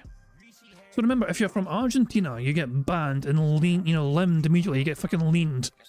But if you're an openly racist fucking viewer and you give Phil money, he welcomes you back with open arms each time. Always a positive when you get to see Usher's nipples. Well, thank you, Kirk, for the tip. I appreciate that. So, Kirk, for the record, there were multiple people with your name in chat over the weekend, and I don't know if any of them were actually you, but they were basically saying racist things, and I banned every one of them. So I mean, it could have been the real one every time for all we fucking know. And how does Phil know this is a real one? Hold on. How does Phil know this is the real fucking Canadian Kirk? This one that gave him money. Unless he's using the same PayPal address and the email address shows, which shows that to Phil. But I guess that's why Phil's so fucking super confident. Because every time you get your fucking tip somebody, you can change your name. You can change your username sometimes, I believe, on PayPal. But the email address will still be the same and that'll be viewable for the person that receives the fucking tip. So I guess that's why Phil is super confident it's the same fucking Kirk. Because it's the same goddamn email address. I appreciate that. So, Kirk, for the record, there were multiple people with your name in chat over the weekend, and I don't know if any of them were actually you, but they were basically saying racist things, and I banned every one of them. So if one of them was really you, you're banned. And I'm not going to unban you again if it was really you. Because I thought it was basically someone saw that you said that you were not going to be here this weekend, and they were purposefully impersonating you to cause problems, all right? So I really hope that none of those accounts were really you, because if they are, I'm totally not unbanning you this time. I warned you a million times, and there was just dumb shit being said in the chat, and I said enough is enough. But I figured it was impersonators. I don't know if it was really you or not. Okay. Did Phil just say 1 million? Interesting number. Jesus! Alright, so ladies and gentlemen. 6 million. 6 million. That's a pretty interesting number, isn't it? 6 million. Well, guess what? You're wrong. It didn't happen. You're making it up. Right? You make that shit up. No, how about this? Banned. Gone. Forever. Because I don't put up with your fucking bullshit. Now that was good. Now that was a fucking good one. The boss being right. Every time, without fail, it's going to be fucking funny. Phil said 1 million. I had to do it. It's too good. It's too good. It's too good every time. It'll never not be funny. Chat, and I said enough is enough. But I figured it was impersonators. I don't know if it was really you or not. Okay. Yes, everyone's like, was it him? It was probably him. I don't know. I'm not. It's not my job. It's my job to enforce the same rules on everyone in the chat. No one gets special treatment, right? Everyone knows the rules. Bullshit. No one gets special treatment. How the fuck Derek's still fucking there spamming fucking porn shit all the time and fucking spamming messages. There is no spam allowed on Phil's chat. Derek is notorious for spamming the same message over and over again until Phil shows him attention. You're gonna be in there, you're gonna say dumb shit, you're gonna get moderated like everybody else.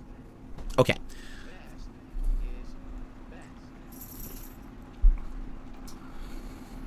Okay, so I think I've gotten through everything here. It looks like another $5 tip just came in. Hold on. My email... Here's what happened. My laptop did a Windows update overnight. When my laptop does a Windows update, everything updates. So all the browsers updated, all the Windows updated. So now things look weird. They're not like in the right place where they used to be. And I was like, I'm messing with it this morning, like trying to juggle it around and make it look the same how I used to. And so Phil never shuts down his PC unless it fucking forces a shutdown for him. Which means he always keeps those browsers open the entire time. That's what that tells me. And he puts it, I assume he puts it in like sleep mode at the very fucking least, but yeah, Jesus Christ, Phil, what the fuck? Take better care of your equipment. But this is not his PC. This is not his PC he's talking about here. This is not his computer where he records it. This is his Acer laptop, which he uses to stream his chats with. He uses a fucking laptop, remember, to fucking monitor his fucking stream chat. That's basically the whole purpose of it, and also to track contributions. it's like an email comes in, but I can't read who it's from or anything. It's frustrating. Anyway, I received a $5 tip from an anonymous tipper. Thank you for the continued content. Love seeing you back on fighting games and enjoying life, brother. Thank you very much to the anonymous $5 tipper. Yeah, listen, I have always loved fighting games, right? And I was very sad, honestly, for that extended period of time when Street Fighter V was the most prominent fighting game, and I hated it. It legitimately was terrible for me. It was one of the worst games I've ever played, and everyone wanted to play it and kiss its butt. And I just find it hilarious. that the moment Street Fighter 6 was announced and then it came out, everyone just craps on Street Fighter 5. Wow, that game was terrible. No shit. I said it the whole fucking time, and you all just rode the wave of bullshit because you were afraid that Street Fighter was going to die if you admitted the game sucked, right? Now with Street Fighter 6, it reinvigorated fighting games. Tekken 8 is out. It's really good. Like, I really like this game, and I'm excited to keep going with it. So this, to me, this is reinvigorating. I'm re-energized. I'm so happy I bought this joystick. And you know what I have to say about that too? Again, did you... Yeah, you bought a joystick instead of fucking getting a blood test for Jasper. I remind your audience of that. Notice when I was playing Street Fighter 6, I would say, man, I'm having issues. Is it the stick? Now I notice I'm playing Tekken, I'm not having any issues. Just saying. Like, I'm not regularly dropping moves or nothing. I think it's Street Fighter 6. I think... Well, you're fucking playing against scrubs half the fucking time because you've not got fucking proper rankings yet. How about you fucking get your when you hit your skill ceiling, Phil, when you hit the fucking ceiling of ability and you can't go any fucking higher in the fucking game, then all of a sudden you're going to have problems with your fucking inputs getting fucking read properly on that stick of yours.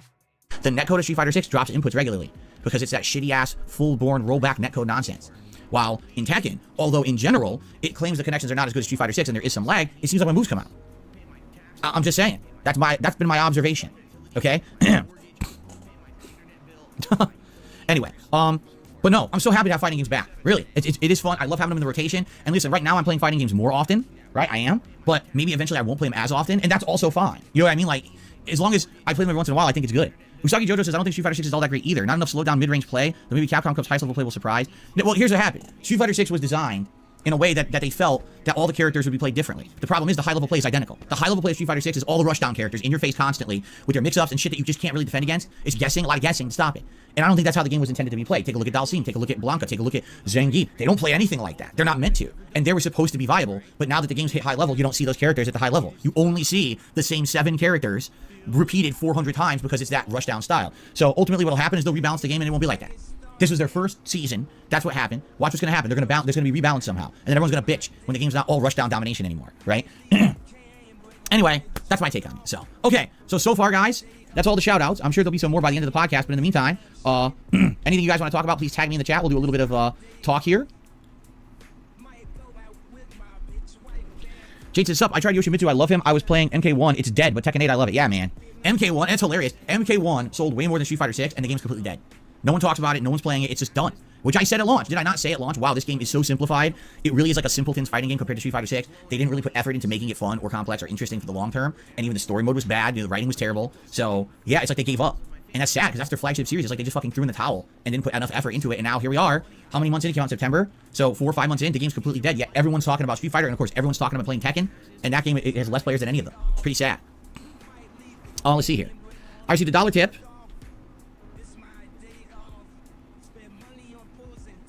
So, here we go. Kirk Reborn did a dollar tip. He says, I'm hugely offended. You would assume I would ever be racist. I'm a huge Trekkie. And all for minimum wage as a living wage globally. I believe everyone is equal. And I believe humans are one. Shame on you. Well, you know what they say? Is that... what's the saying? Give me money and I won't ban you. I'm trying to think what the saying is.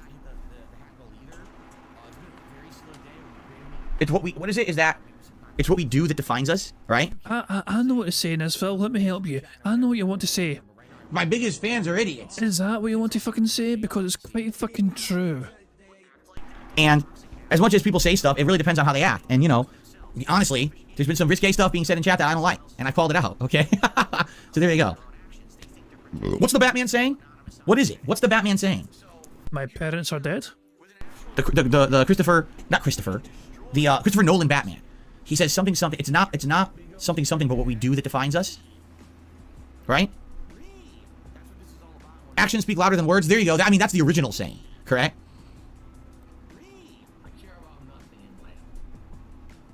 Actions speak louder than words is actually the real original saying that then was spun into the Batman saying. So, yeah, exactly. Actions speak louder than words. You could say that, but let's see how you actually act in the chat. And if you act well, then I have no problem with you. But if you act ridiculously, then you're going to be moderated like everybody else. Good morning, Mark. Yes, Mortal Kombat 1 was disappointing. Correct. There you go. It's not who we are underneath, but what we do that defines us. There you are. With great power comes great responsibility. That's a different quote, but it's also a good quote. It's not who I am underneath, but what I do that defines me. That's what Batman said. Okay. There you go. All right. Anything else you guys want to chat about today? Bruh. The Skull and Bones beta finished yesterday. Surprise, surprise, the game isn't a dumpster fire. There's actually legitimate fun to be had, says Joe Law. I didn't think the game would be a dumpster fire. I just don't know if it's going to be very good to me. Like, from what I saw, it's like if you want to be a virtual pirate and you want to sail the ship and you want to do combat and you want to pillage other ships and you want to go around, you want to have, you know, this town simulator where you're a pirate in town, you questing, talking to NPCs or whatever. It seems passable. I just don't think that's something that I'd be looking for in 2024. Like, to me, that's not the gaming experience that I really want, you know? Like, that was part of Assassin's Creed 4. And it was good as part of Assassin's Creed 4, like, a million years ago. But that's not something I would care about today. And it seems like this game is a game that should have been made 8 years ago. And then people would have been blown away. But the game was delayed into oblivion, and now it's coming out in 2024. It's like, are people really going to care? You know what it might be? This might be the case of one of the games that comes out and no one really cares. But over time, it improves, and they add more content, and they refine it, and then it becomes a hit. It's one of those Cinderella story games, like Rainbow Six Siege, No Man's Sky. Cyberpunk. To some extent, even Sea of Thieves, because when Sea of Thieves came out, at first, it was terrible. It was really bad and poorly received. There's nothing to do in it. And then within a few months, they patched it, they added more, they patched it, they added more, and then it became a robust community of people who love that game. So maybe that's what'll happen with Skull and Bone. I don't know. To me, like, I just don't give a shit about it. Like, why would I care about a pirate sim game in 2024? It's like... Pirates are cool. You know? Pirates are fucking cool. You know what a pirate's favourite letter is? R. Been there, done that ages ago. That fad has passed. Oh, let's see here. Jade says he was playing online and getting wins with King in Tekken. That's awesome. Did I like or hate Assassin's Creed 4? I liked Assassin's Creed 4. Assassin's Creed 4 is one of my favorites of all time. Like, I would say 2. The 2 trilogy is all outstanding, with Brotherhood maybe being my favorite, but I love the 2 trilogy. And then it's probably Assassin's Creed 4, like, right under there. And then right under there's maybe Odyssey. Like, those are probably, like, my top 3 of the whole series. And then maybe under Odyssey would be, like, the one where you played as the brother and sister. I can't remember the name of that one. That one was really good, too. Was it set in Britain? Okay, I received a $1.50 tip from Anto Kamaru. I've been replaying Final Fantasy VII Remake before Rebirth comes out. I realized how much better this game looks, plays, and feels than Final Fantasy 16. Yup. I love 16, so I'm not agreeing with your thoughts on it, but Square Enix definitely put a lot more effort into the game and it shows. I'm going to be dodging spoilers for my life when Rebirth comes out. I wish you luck not getting spoiled too. Yeah, I know, because you know people are going to spoil the fuck out of the story changes and stuff, which is going to suck. I don't want to be spoiled on the story changes since it is going to be not the original Final Fantasy VII, but a different take on it, right? And so I want to, you know, I want to enjoy it, but you know we're all going to be spoiled. There's nothing you can do. These idiots on the fucking internet spoil everything. The fucking game will be an advanced, like, people right now are probably already playing it. Like, I'm not even kidding. Probably they're already playing it, and they're going crazy with, oh, I can't tell you anything, and they're going to spoil the fuck out of it. So the whole plot, in a week, the whole plot of the game will be online with all the changes that are different from the original Final Fantasy VII. So whether Aerith lives or dies, we're going to know, and there's nothing you can do about it. Because these idiots can't keep their fucking mouths shut, which is why I keep saying you cannot send advanced copies out anymore. You can't trust humans to not spoil because they're dunces, and they will spoil anyway. So I guarantee you, within 1 week, we will know the entire fucking plot, whether we want to or not. It's going to be all over the internet, memed all over, and everyone's going to be pissed off that we all got spoiled. I guarantee it. It sucks. Okay. Continuing on. I got a $2 tip. No, but by the way, what I wanted to say was, I agree with you. I think Final Fantasy VII Remake looked superb, played well, and I had a few gripes, but overall I enjoyed it. That's why I'm so hyped for Rebirth. I really am hyped for Rebirth. I'm very excited for it. And then you play 16, and it's like, why does this game run worse than Remake? Why is the gameplay element worse than Remake? Like, what is going on here? And then people are like, oh no, it's such an amazing RPG. I was like, did you just fucking play Final Fantasy VII Remake a few years ago? It was way better than this. Why are you praising this? I received a $2 tip. Did you see Wings left the Lolcow podcast? The trolling got much worse since he joined the show. You were so right to avoid it. Good on you. No shit, Sherlock. And I'm not trying to insult you. I'm just saying no shit. Everyone knew that who had a brain. Literally every person on this planet who has an iota of intelligence, a working brain cell in their fucking head, knows that the idea of a show called the Lolcow Show or podcast or whatever the fuck that idiot calls it, all right, is a horrible idea. A show based solely on bullying of a select group of people is fucked up. It shouldn't exist. I don't know why YouTube allows it to exist. Someone should say, hey, YouTube, this whole show is bullying. Why? I thought you're anti-bullying. I thought the whole point of your site to have these rules is anti-bullying. Why are you allowing an entire show based on bullying to exist on your fucking website? Are you stupid? Why are you allowing them to monetize the show? It's bullying content. It's horrible. It's immoral. It shouldn't happen. Correct? So anyway, yeah, I'll tell you right now, the whole idea is stupid, right? I want nothing to do with the show ever. I'm never going to be on the show. This is why I told you guys from the moment it was announced and they were trying to get me involved in it, the whole thing was wrong, the way it was gone about. You announce a show and say that I'm going to be on it. You didn't even talk to me yet. You fucking idiot. No, I'm not going to be on your junk show. Like, everything about it is toxic. I want nothing to do with it. Okay. Umi to the super chat and says, Phil, I've been laid off from a job of 4 years. Any tips on what to do next? Sure. Number one, don't donate to online streamers because you need your money. Seriously. Like, I don't know why you would have super chatted me. It probably feels guilty, you know what I mean? The massive guilt tripping you fucking feed your audience on a fucking regular basis might feel. You have fucking fans who are living in their fucking cars giving you money. You literally have fucking, and this is the audience, the impact you have on your audience to guilt trip them to fucking have them force their fucking, you get their money from them. They need it more than you do. But you pretend like your need is greater than theirs. That you're fucking moments away from fucking destitute and fucking poverty because you have 2 big bills that are fucking imminent. And YouTube support's been slow and you've been robbed of fucking thousands of fucking dollars because of these Argentinian style fucking member bombs that aren't real. Your constant guilt tripping of your audience has them fucking give you money even if they're not able to or should be able to give you money in the first place. If you just lost your job, you should be conserving as much money as possible right now, okay? Number two, don't give up hope.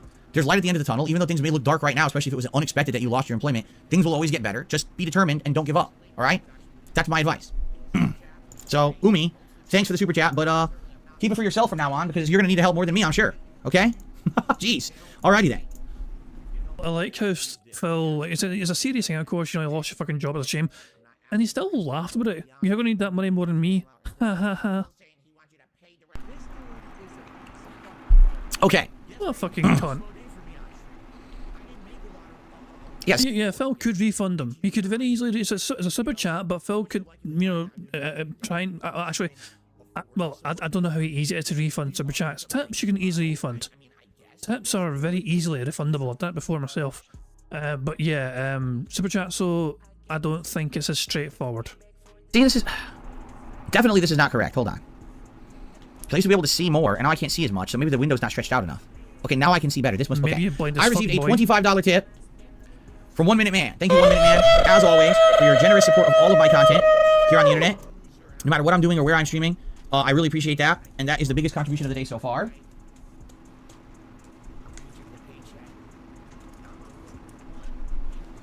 Oh my, we have 100 likes, guys. Thank you very much for liking the stream. We have over 100 likes, which means we've unlocked a free space for the bingo card. But as well as having a free space for the card, you also get to enjoy the Bubbles animation, that Pixar animation, so very kindly made for us all to enjoy to celebrate 100 likes. So remember, keep an eye on the bottom right for Jasper to do his thing.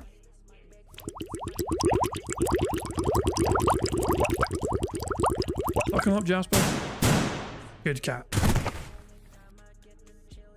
Fantastic. Did Phil touch his ear there? Did I miss that? Did Phil touch his ear? Let me check. Okay, now I can see better. This must... Okay.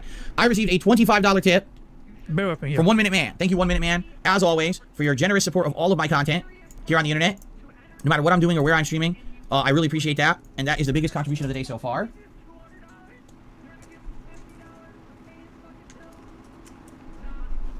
And that will get us up to our tier 1 goal for the day. Thank you so much for that. That'll help for yesterday, you know, was a slower day because of the Super Bowl. So thank you so much for allowing me to hit tier 1 before we even booted the game. That is well appreciated. Thank you, 1 Minute Man. Okay. Excuse me. You cannot refund super chats. Don't say something stupid. BITW awesome. You know that too, so stop being a dummy. Joel Law says the twins with Jacob and Evie in Victorian London was called Assassin's Creed Syndicate. Thank you. So Syndicate I actually like. I don't think a lot of people like Syndicate. I liked it a lot. I thought it was really well done. I like how so I explained like refunding super chats. Like, I don't believe you can do it. I don't believe as a way for the YouTuber to refund a user's super chat. I don't think there's. So I explained it pretty simply. You know what I mean? Like, as like you can do it with tips, but you can't do it with super chats. And I explained it without being toxic about it. Phil called someone in his audience just a flat out idiot, whatever, doofus or whatever, for trying to fucking insinuate you can fucking refund a super chat.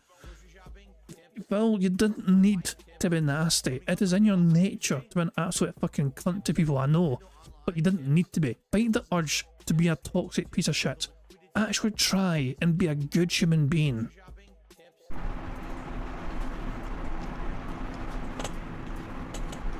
Thank you, Dupree, for a super chat. I appreciate that. That's your very first one. Thank you for that. Excuse me. Man. Man, stupid. Don't get my throat today. There we go. Cool.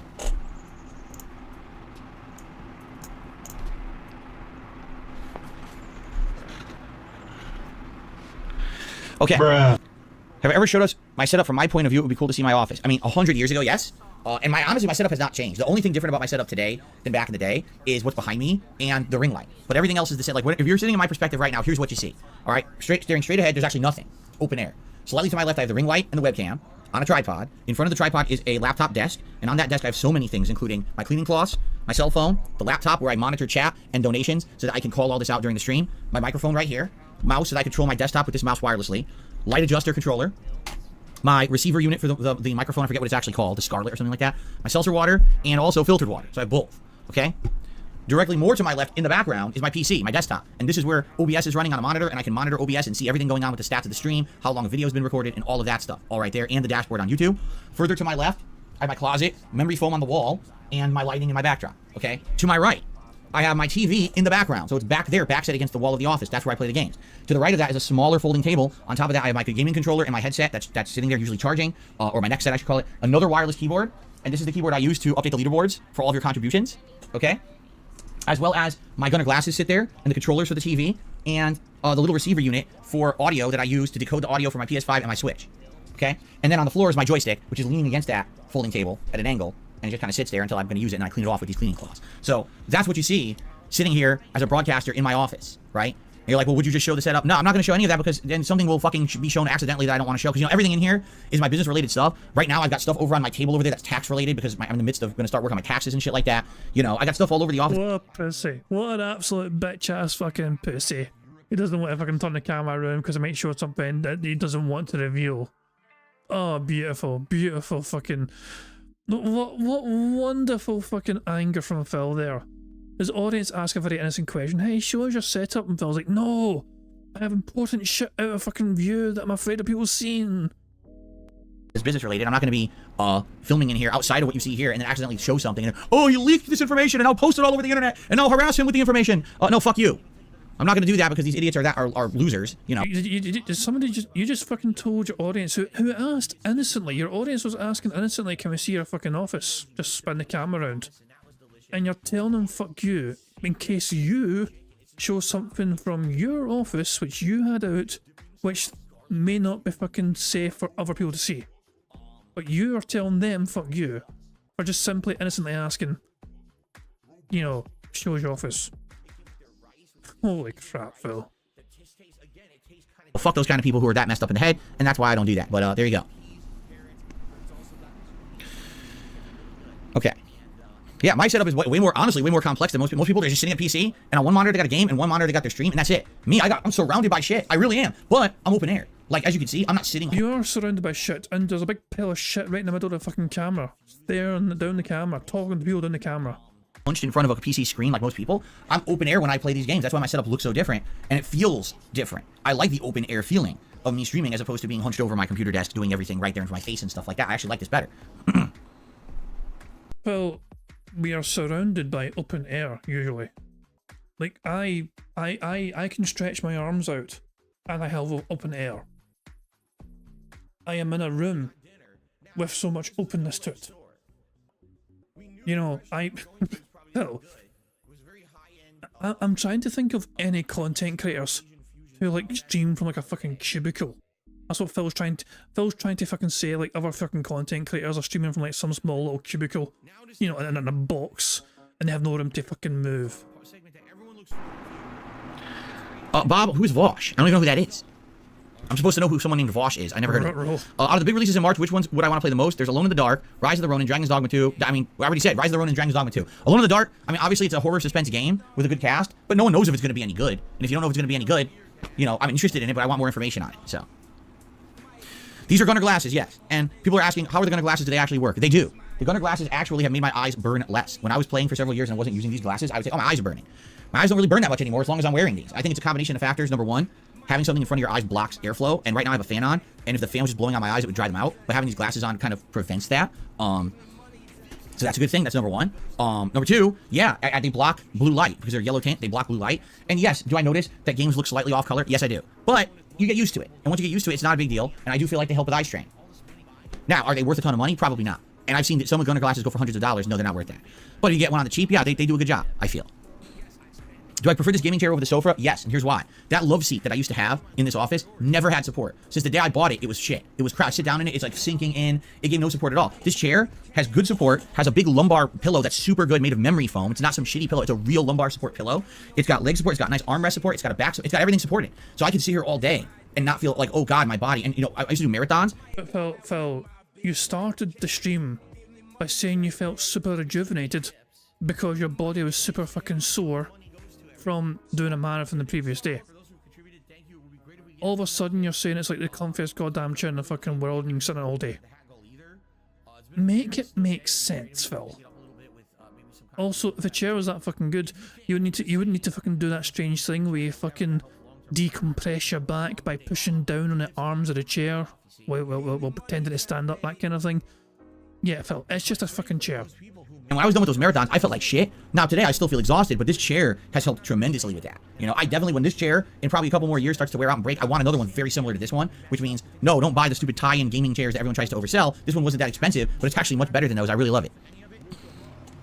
Oh, Vosh is a socialist streamer. Well, why do you think I don't know who he is? I don't follow political streamers. So why would I know anything about that or care? I don't give a shit. I don't care what Vosh is doing, what's being discovered on his PC. I don't care. Why are you going to give me a comment on something I don't know nothing about? Jasper looks happy today. How is he? Oh, he's good. He's running around. He's running around being excited. It's a cooler day today. So he's actually running around the house and a lot of creatures outside today in the cooler weather. What kind of a TV do I have? Bought it a couple years ago. My old TV broke it. My old TV was what, a Roku TV or something like that? I don't even know what it was. No, it wasn't a Roku. TCL. It was a TCL TV. That was my old TV. I definitely... That's Phil pointing at the camera right there. That's a camera point if I ever saw one. Burger. 3 years and it busted. So then I said, I'm going to actually spend money this time, and I bought a Sony. So this is like a Sony $800, really good 4K, low delay TV. And I love it. It looks amazing. All the games I played on this thing have been great. There's almost no input delay on this TV. It was worth the money. It really was worth the money because the other TV was like a discount TV. This one totally is worth every buck. I just hope it lasts a long time for what I paid for it, but it's a superb TV. Yes, I think this TV does do 120 frames. The thing is, my capture setup's too limited to take advantage. I can't do HDR. I can't do 120 frames. I can't do 4K. I can't do any of that with my setup. My PC can't handle it. My capture device can't handle it. But if I were to just watch like a movie on here, I could probably do crazy good quality. How big is it? I have no clue. Not big. It's a smaller TV just meant to fit the office size that I have here. When I moved here, I had a giant TV and it didn't really work. It was too big for the office, so I've gotten smaller TVs ever since.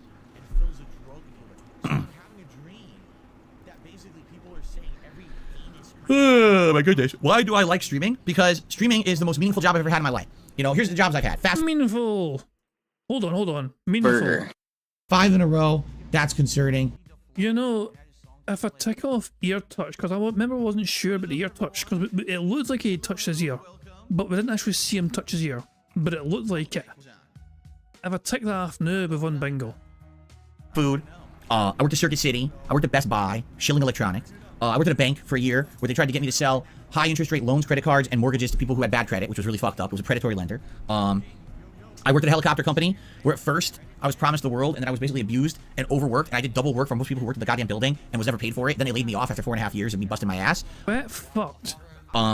Every job I've ever worked, it felt like I was just being used. You know what I mean? I would actually say out of all the jobs I had before YouTube, the best job I ever had was the fast food job. Do you want to know why? Because my boss was a normal guy like anyone else. He wasn't... Phil's job, by the way, was... I'm not kidding here. Phil's job was tossing salads.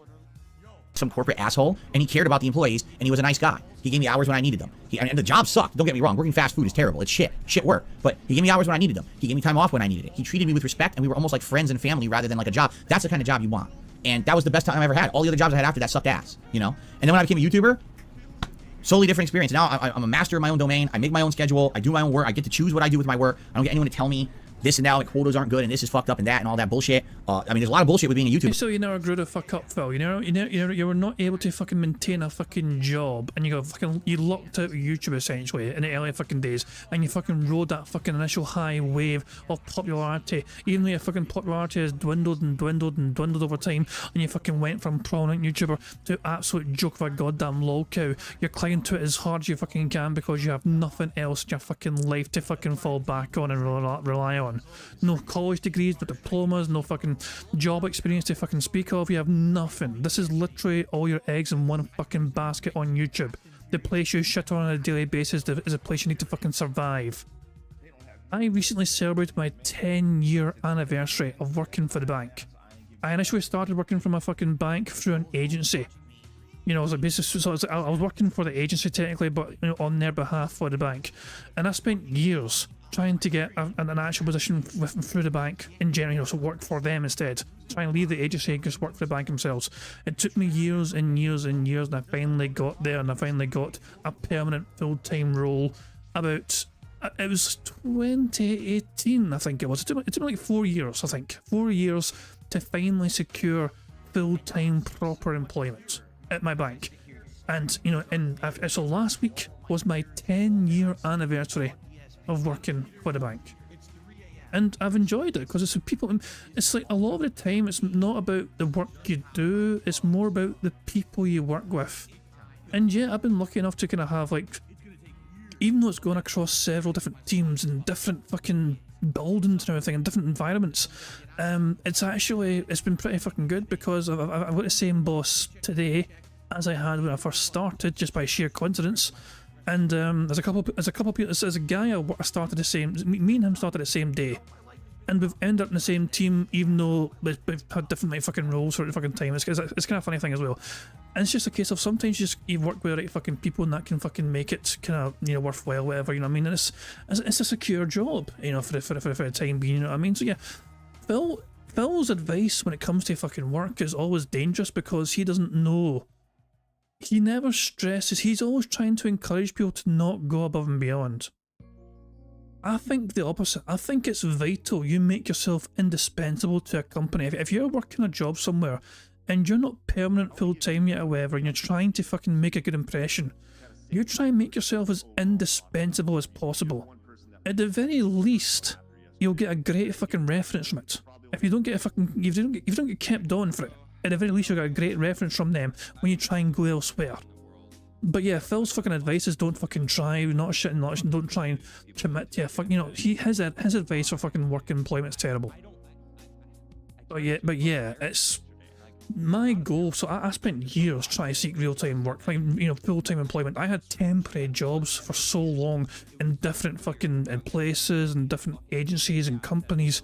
I wanted a full-time permanent role, and I've struggled to get it, and finally I've eventually kind of got it, you know, through working for the bank via an agency. It started off as a temporary project and it went on and kind of rolled over to things. But yeah, it's hard, you know, but to fucking get there, you know what I mean? It's easier said than done, especially these days, to fucking get secure work. Especially during the fucking pandemic. I felt so fucking lucky during the fucking pandemic. All these people are fucking like losing their fucking livelihoods, and they gave me a fucking laptop so I could fucking work from home. You know, like it was great. I felt super fucking, you know, lucky. So yeah, I know I'm fortunate to a degree, you know what I mean? But I spent years looking and trying, you know, getting an experience in fucking various fucking jobs. You know what I mean? So yeah, I don't know. For Phil to try and give advice in his fucking career, it's like nobody should fucking follow it. You know what I mean? If people are good enough to fucking do YouTube as a fucking job, then fair play to you. But it's something that a lot of young people would like to do because they see their, you know, their favourite content creators fucking do it. Easier said than done. You know, do it for fun. Like, I mean, I'm doing this as a hobby. This is a fucking little hobby. For most detractors, I mean, I'm pretty sure all detractors do this as a fucking hobby for fun. Leave it as a hobby. If you explode in popularity, congratulations. But yeah, don't focus on doing this as a fucking career. It'll drive you fucking mad. For sure, but at the same time, it's just so meaningful. People tell me every day, thank you so much for doing what you do because it has meaning to us.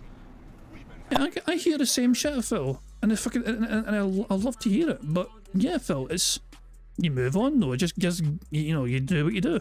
Awesome. Do you really think that when I was, you know, pumping out fast food or doing high interest rate loans to people, that people were like, oh, thanks so much, it has so much meaning to us. Oh yeah, I just ruined your financial future. I'm glad it has much meaning to you, right? Today, the things I do are actually positive and good for people, and people love it, what I put out there, and every day we get to hang out and have good discussion and positive vibes with each other, and we get to share stories about each other's lives and experiences. It's way more meaningful what I do today than anything I ever did before I was a streamer or YouTuber. So that's why I love doing it. With all the trolling and bullshit I gotta put up with, it's worth it for the fact that I know that I'm doing something good, you know?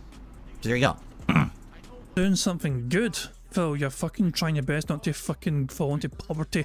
You're trying your fucking best not to get fucking kicked out into the fucking street so you can pay a fucking mortgage and your fucking exorbitant fucking bills you fucking accrued. Something good. Phil, your gameplay is not even... You don't even watch your own gameplay. You can't even be arsed to watch your own gameplay unless somebody fucking gives you money up front to fucking watch it as part of a fucking retro react bullshit. When you can't even be arsed to watch your own content, why the fuck should anyone else? Oh my dog, what's up? Thank you very much to Mokiness for the super chat. It says, happy 10 years, Jad, buy a puppy treat on me. I am going to be going out of mine tomorrow. Tuesdays I work from home. I have to do the puppy patrol babysitting puppy thing. So yeah, I'll be working from home tomorrow. And that means I'll be desperately trying to get as much work done as I can in between a puppy trying to chew my fingers and arms off. Like he's He's very nibbly and bitey right now, you know what I mean? I'm trying to distract him with all sorts of things, but yeah, he's a very nibbly boy right now. I got a couple of, like, you know, teeth marks made from him. They're just fucking going for the arms. Well, yeah, I know that. Gabe says people make $20 an hour working fast food today. I'd be rich as a teen, but I was born too early. Yep. Yeah, when I started working fast food, I was only 15, which actually was under the age you were supposed to work. And I remember minimum wage back then was $5 and change, like $5.25, something like that. $5.15, $5.25. That's what it was in the 90s. That was minimum wage. So think about that. From the 1990s to 2024, the minimum wage has quadrupled. You see something wrong with that? Perhaps our society is a little messed up. That prices have increased that much that we feel like we have to quadruple base pay in order to even make ends meet and have an affordable living. Like, what happened there? In 30 years, prices have quadrupled? Like, what is going on? DSP tries it. Pig splaining and inflation.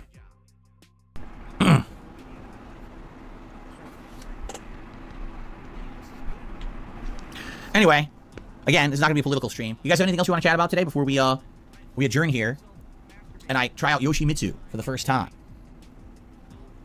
Really? Tigaholic says the minimum wage is still $7.25 in most states. That's crazy. I mean, in some places it is insane. It's like they're paying like $15 to $20 an hour at like fast food places. So that won't be full-time hours though, Phil. You got to keep that in mind. Some places might pay well, but the hours will be erratic and sporadic, and it won't be like fucking 40 hours a week. I don't know. I don't know anything about it, obviously. Of course you don't know anything about it, Phil, because it requires you actually fucking seeking real employment. Why the hell would you educate yourself in what it's like to fucking have a real fucking job? Any plans to open up a new suggestion box? Maybe. We never got through the old one, but I feel like that one is so outdated now because it was September, October. Maybe we should open up a new suggestion box at some point to get fresh suggestions for the new year. Maybe that makes sense. If you remind me, maybe I'll set that up later in the week. Maybe we should do that, and then we'll have some new suggestions to draw upon for podcasts. I'm speeding up. What's up, Rugal? He says Yoshimitsu is going to be awesome. To this day is one of my mains on tech and cool. Again, the cool part about Yoshimitsu, he has so much in his moveset, in his repertoire. Two people can play this character insanely differently. And they can actually never use the same moves. I mean, the juggles, yes, the combos are going to be similar, but outside of that, like, the mix-ups, the setups. Do you use unblockables? You don't have to, but do you use them? Do you use it more of his trick moves? Or do you use more poke moves? Do you use punish moves? Are you constantly fishing for a big juggle? Do you trick them into do a throw? Like, what? He has so much. He has so much. He's so versatile of a character. And that's neat. I like that about the character.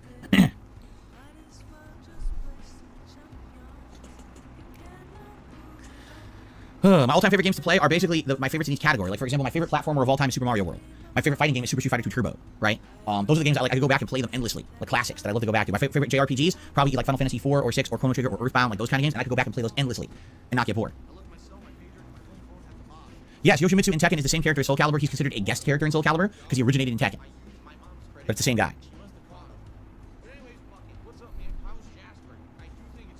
All right, I think it's time. Let's end the show and get ready here to get started in Tekken. All right. I thank you all. Great podcast today. Thanks for the early support. Hopefully we can keep that rolling for the Yoshimitsu gameplay today. And if you're not going to stick around for this, remember Power World tonight, Baldur's Gate 3 tomorrow, so good variety coming up this week. And thanks for chilling, everyone. So, good stuff this week. Good fun. I'm excited to try, all the new stuff happening. And thank you for hanging out. Hopefully you don't have too bad of a hangover from the Super Bowl. And I hope that you have a good day. I'll see you all tomorrow on another fun episode of the Level 1 Podcast. All right. So I need to get set up, but guys, I do have to use the restroom. Nature calls today. I know you guys are like, what? Yeah, sometimes I have to have what's called a bowel movement. I don't know if you've ever heard of this. And actually, it's bothering me this morning. I feel like I should do that before I play the fighting game because it kind of sucks from the middle of a match and then all of a sudden it hits me. You know what I'm saying? So I'm gonna do that first before we begin. So please allow me to set up, and then we're gonna go. I'm gonna do a little bit of music, and I'm not gonna run ads, but I'm sure YouTube's gonna run ads because it's doing it automatically, right? Yeah, because you enabled it, Phil. And I'll come back and we'll start with Yoshimitsu. Sound good? All right, guys. Thanks. I will see you all in a few minutes, and then it's Yoshimitsu time. Here we go. You know what? Fuck it all. Fuck it all. I'm taking your touch. Burger. Burger. Full house. Oh boy, how exciting. Anyway, we win. We just win. I'm not going to wait for him to touch his ear again just to confirm it. No, I'm pretty sure he touched it earlier on. I was waiting to see if Phil would touch his ear again on camera more visibly. It never happened, and I cannot be arsed waiting for him to get back. He's probably still on break now, I imagine. No, he's just returned from recently. Fuck it, but we're done. We're done. We won bingo. Congratulations. Hooray, and all that jazz. So, yeah, look at that as autos. Hooray for autos. I am going to set up the marble stream so I can determine a winner for today's bingo. So, yeah, give me a few minutes just to get the names updated and all that shit, and we will be back with a random marbles map. So, yeah, don't go anywhere. Give me a few minutes. BRB and all that jazz.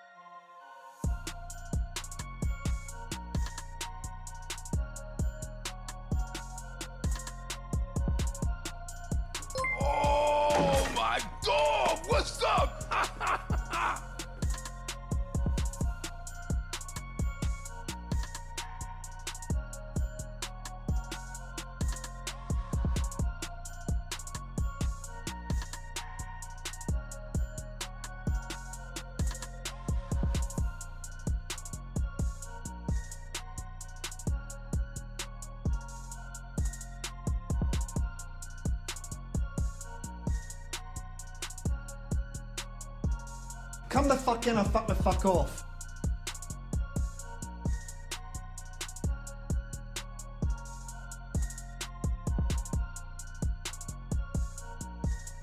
Come the fuck in or fuck the fuck off.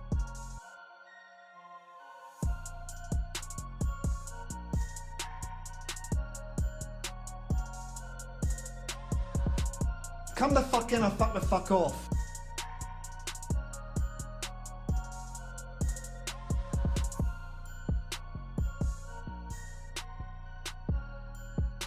Come the fuck in or fuck the fuck off.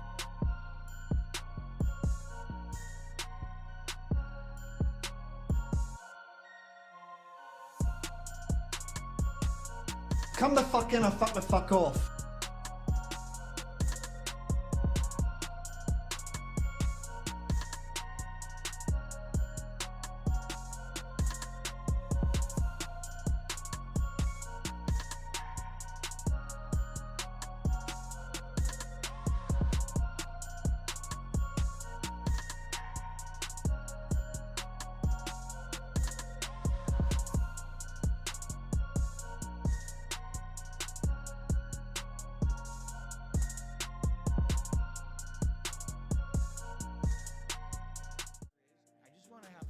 Alright guys, we are back, and while I was away there, big ups to Hingle McCringleberry for being very kind and gifting 5 memberships to the community. Congratulations to Ian Sorare, Nosty Fripples, Baron Von Cam, Came, is it Came or Cammy? I don't know how to say that fucking last bit. It sounds foreign, you know, but I don't know if it's just Came or Cammy. You know what I mean? And also big ups to Muckiness and Babyman Gaming 4567. They all received memberships. Fantastic stuff indeed. Very kind of you, Hingle McCringleberry, to give 5 memberships. Very kind of you indeed. Thank you very much. And yeah, yeah. Oh, poor Eric just lost their membership. Your membership expired. It is what it is. Nothing you can do. Bugged membership mechanics and all that jazz. But there we go. And thank you to Alejandro Facundo for subscribing to the channel. I thought he already was subscribed, but there you go. Very good. I just popped off as well. So marbles. We have to determine a winner of marbles. Is that psychotic little bastard Meester still here? Because really, he picked a winning card, remember? It was his number that led to the winning card.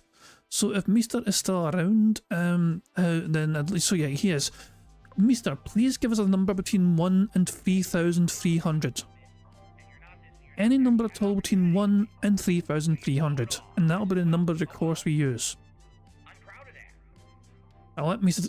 Oh, for fuck's sake, Meester. You've lost your right to fucking pick a number. You ruined it.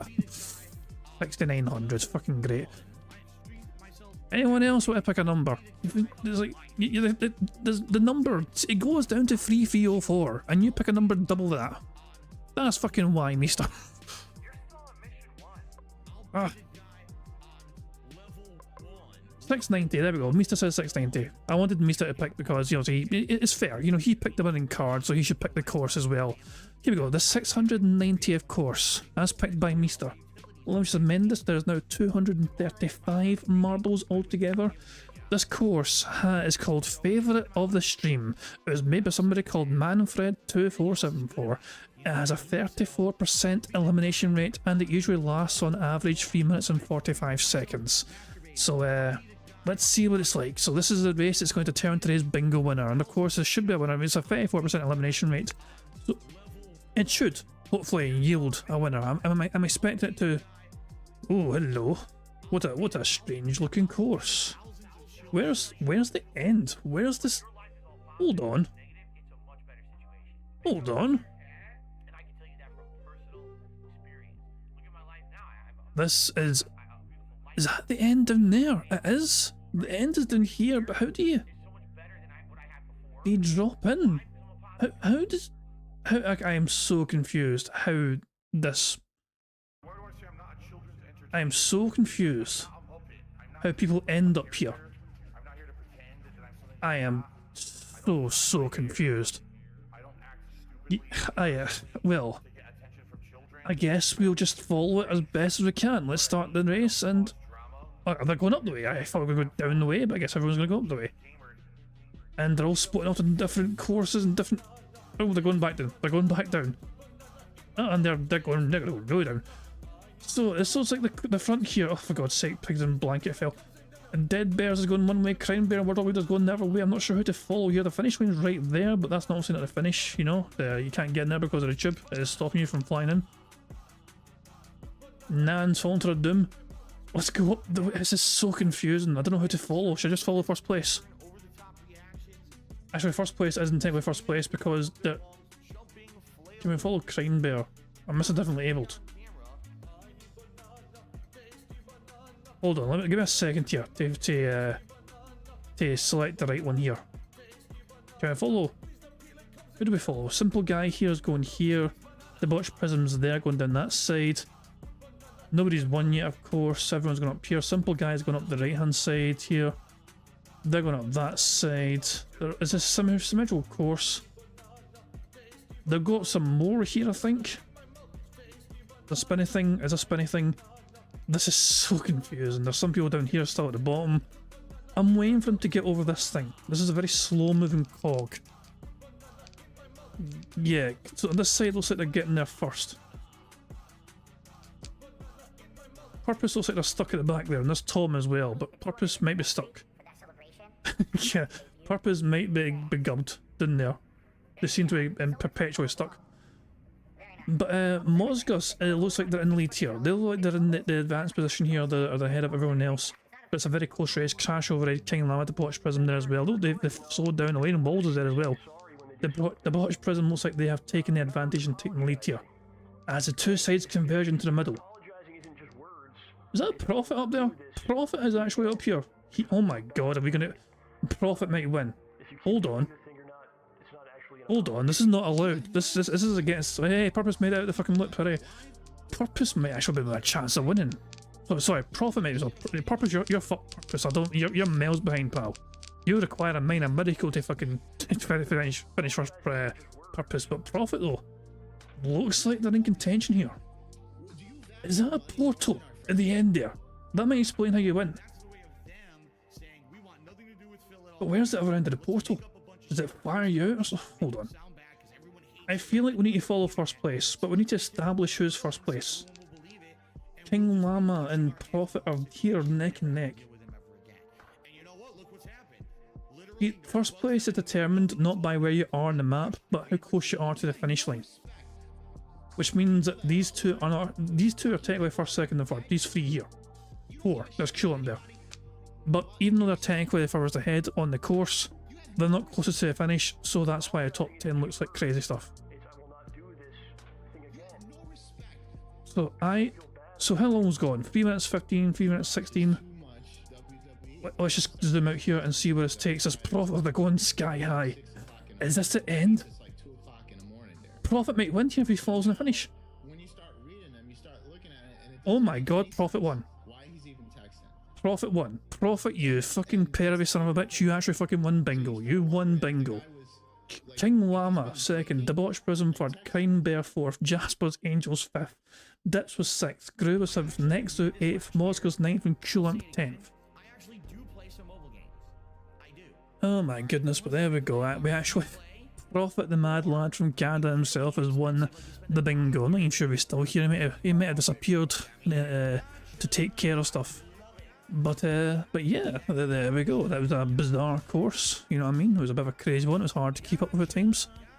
And but yeah, we have a winner, and that winner is a bald Canadian perverted mad lad called Prophet. And congratulations to Prophet for a robust victory. Is there anyone else still going to finish? And there's Purpose all the way back there, still stuck. How are you still there? Oh, for God's sake, poor Purpose. Everyone else basically there, and Purpose is just stuck behind.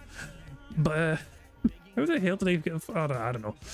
Congratulations to Prophet for winning the bingo in a time of 3 minutes and 28 seconds. Very close race between them and King Llama. Mista's asking where they placed. Not the top 10, not the top 20. You may have died actually. No, you finished 29th. Mista finished 29th, there you go. Did I finish or did I die? Did I finish or did I die? Let's see, let's scroll down, This is not looking good. It's not looking good at all. It's not looking good. I feel very bad about this. I think I might have perished here. I might have I might have fallen to my... Yeah, I must have died. Let's see my name confirmed on the list of dead people. Hold on, did I miss it all together? Oh yeah, I finished 13th. I fucking didn't realise that. I'm used to fucking me being down for the fucking board. I'm fucking... there you go. So I'm top 13th. There you go. But yeah. Anyway, that's the end of the bingo. Oh, Heather's asking where she finished. Oh, hold on. Everyone, this is where you finished. Pause if you have to look for your fucking name. If you need to pause, fucking pause. This is me scrolling down. Here's where, so insert name here, finished. And here's all the ones that fucking died. Ever, you're included in the DNF crew. Prophet, yes, you won bingo. We go back to the very top. You were first, pal. You won the bingo, Prophet. Congratulations. You jammy bastard. Ever, that skin that died. How? I imagine you fell off the course. That's generally how people die in this thing. That is the one thing I will not allow, Prophet. Can I donate to Phil? You better not. So yeah, I'll say, I mean, I talk to Prophet regularly, and you know what I mean, so I'll talk to him off stream, we get something sorted out, you know.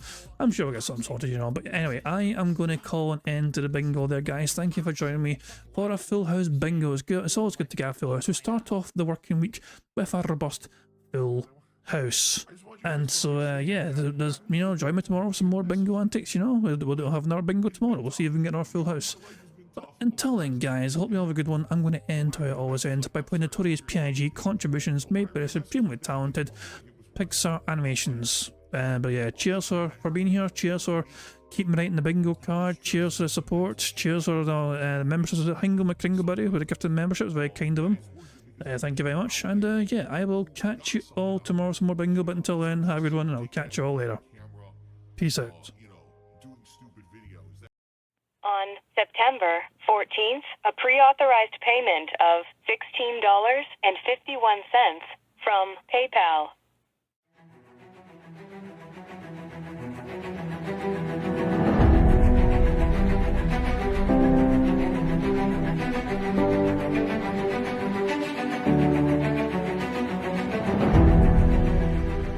All right, Luna Mills has tipped me $1.30.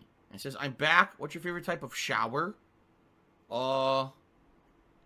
When you're showered in money, when you go outside and all of a sudden greenbacks start falling from the sky and you raise your face up, you're like, oh, you start dancing, you go, oh, money, yeah. All right, I don't know what the hell you're talking about, but thank you for the first tip of the day.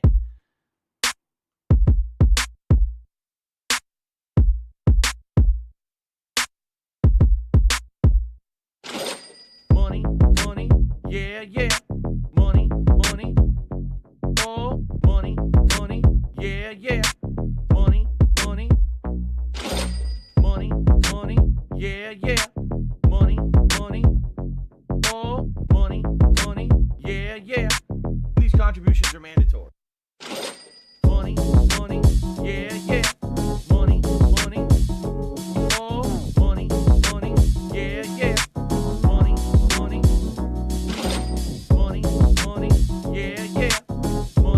Money, oh, money, yeah. These contributions are mandatory.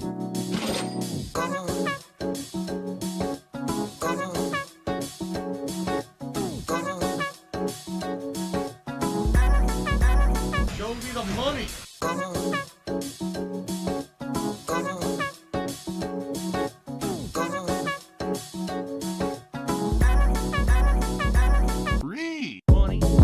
yeah. Money, oh,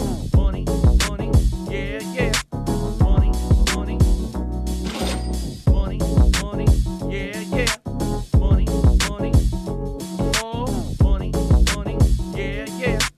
These contributions are mandatory. And it's gone, just gone like that.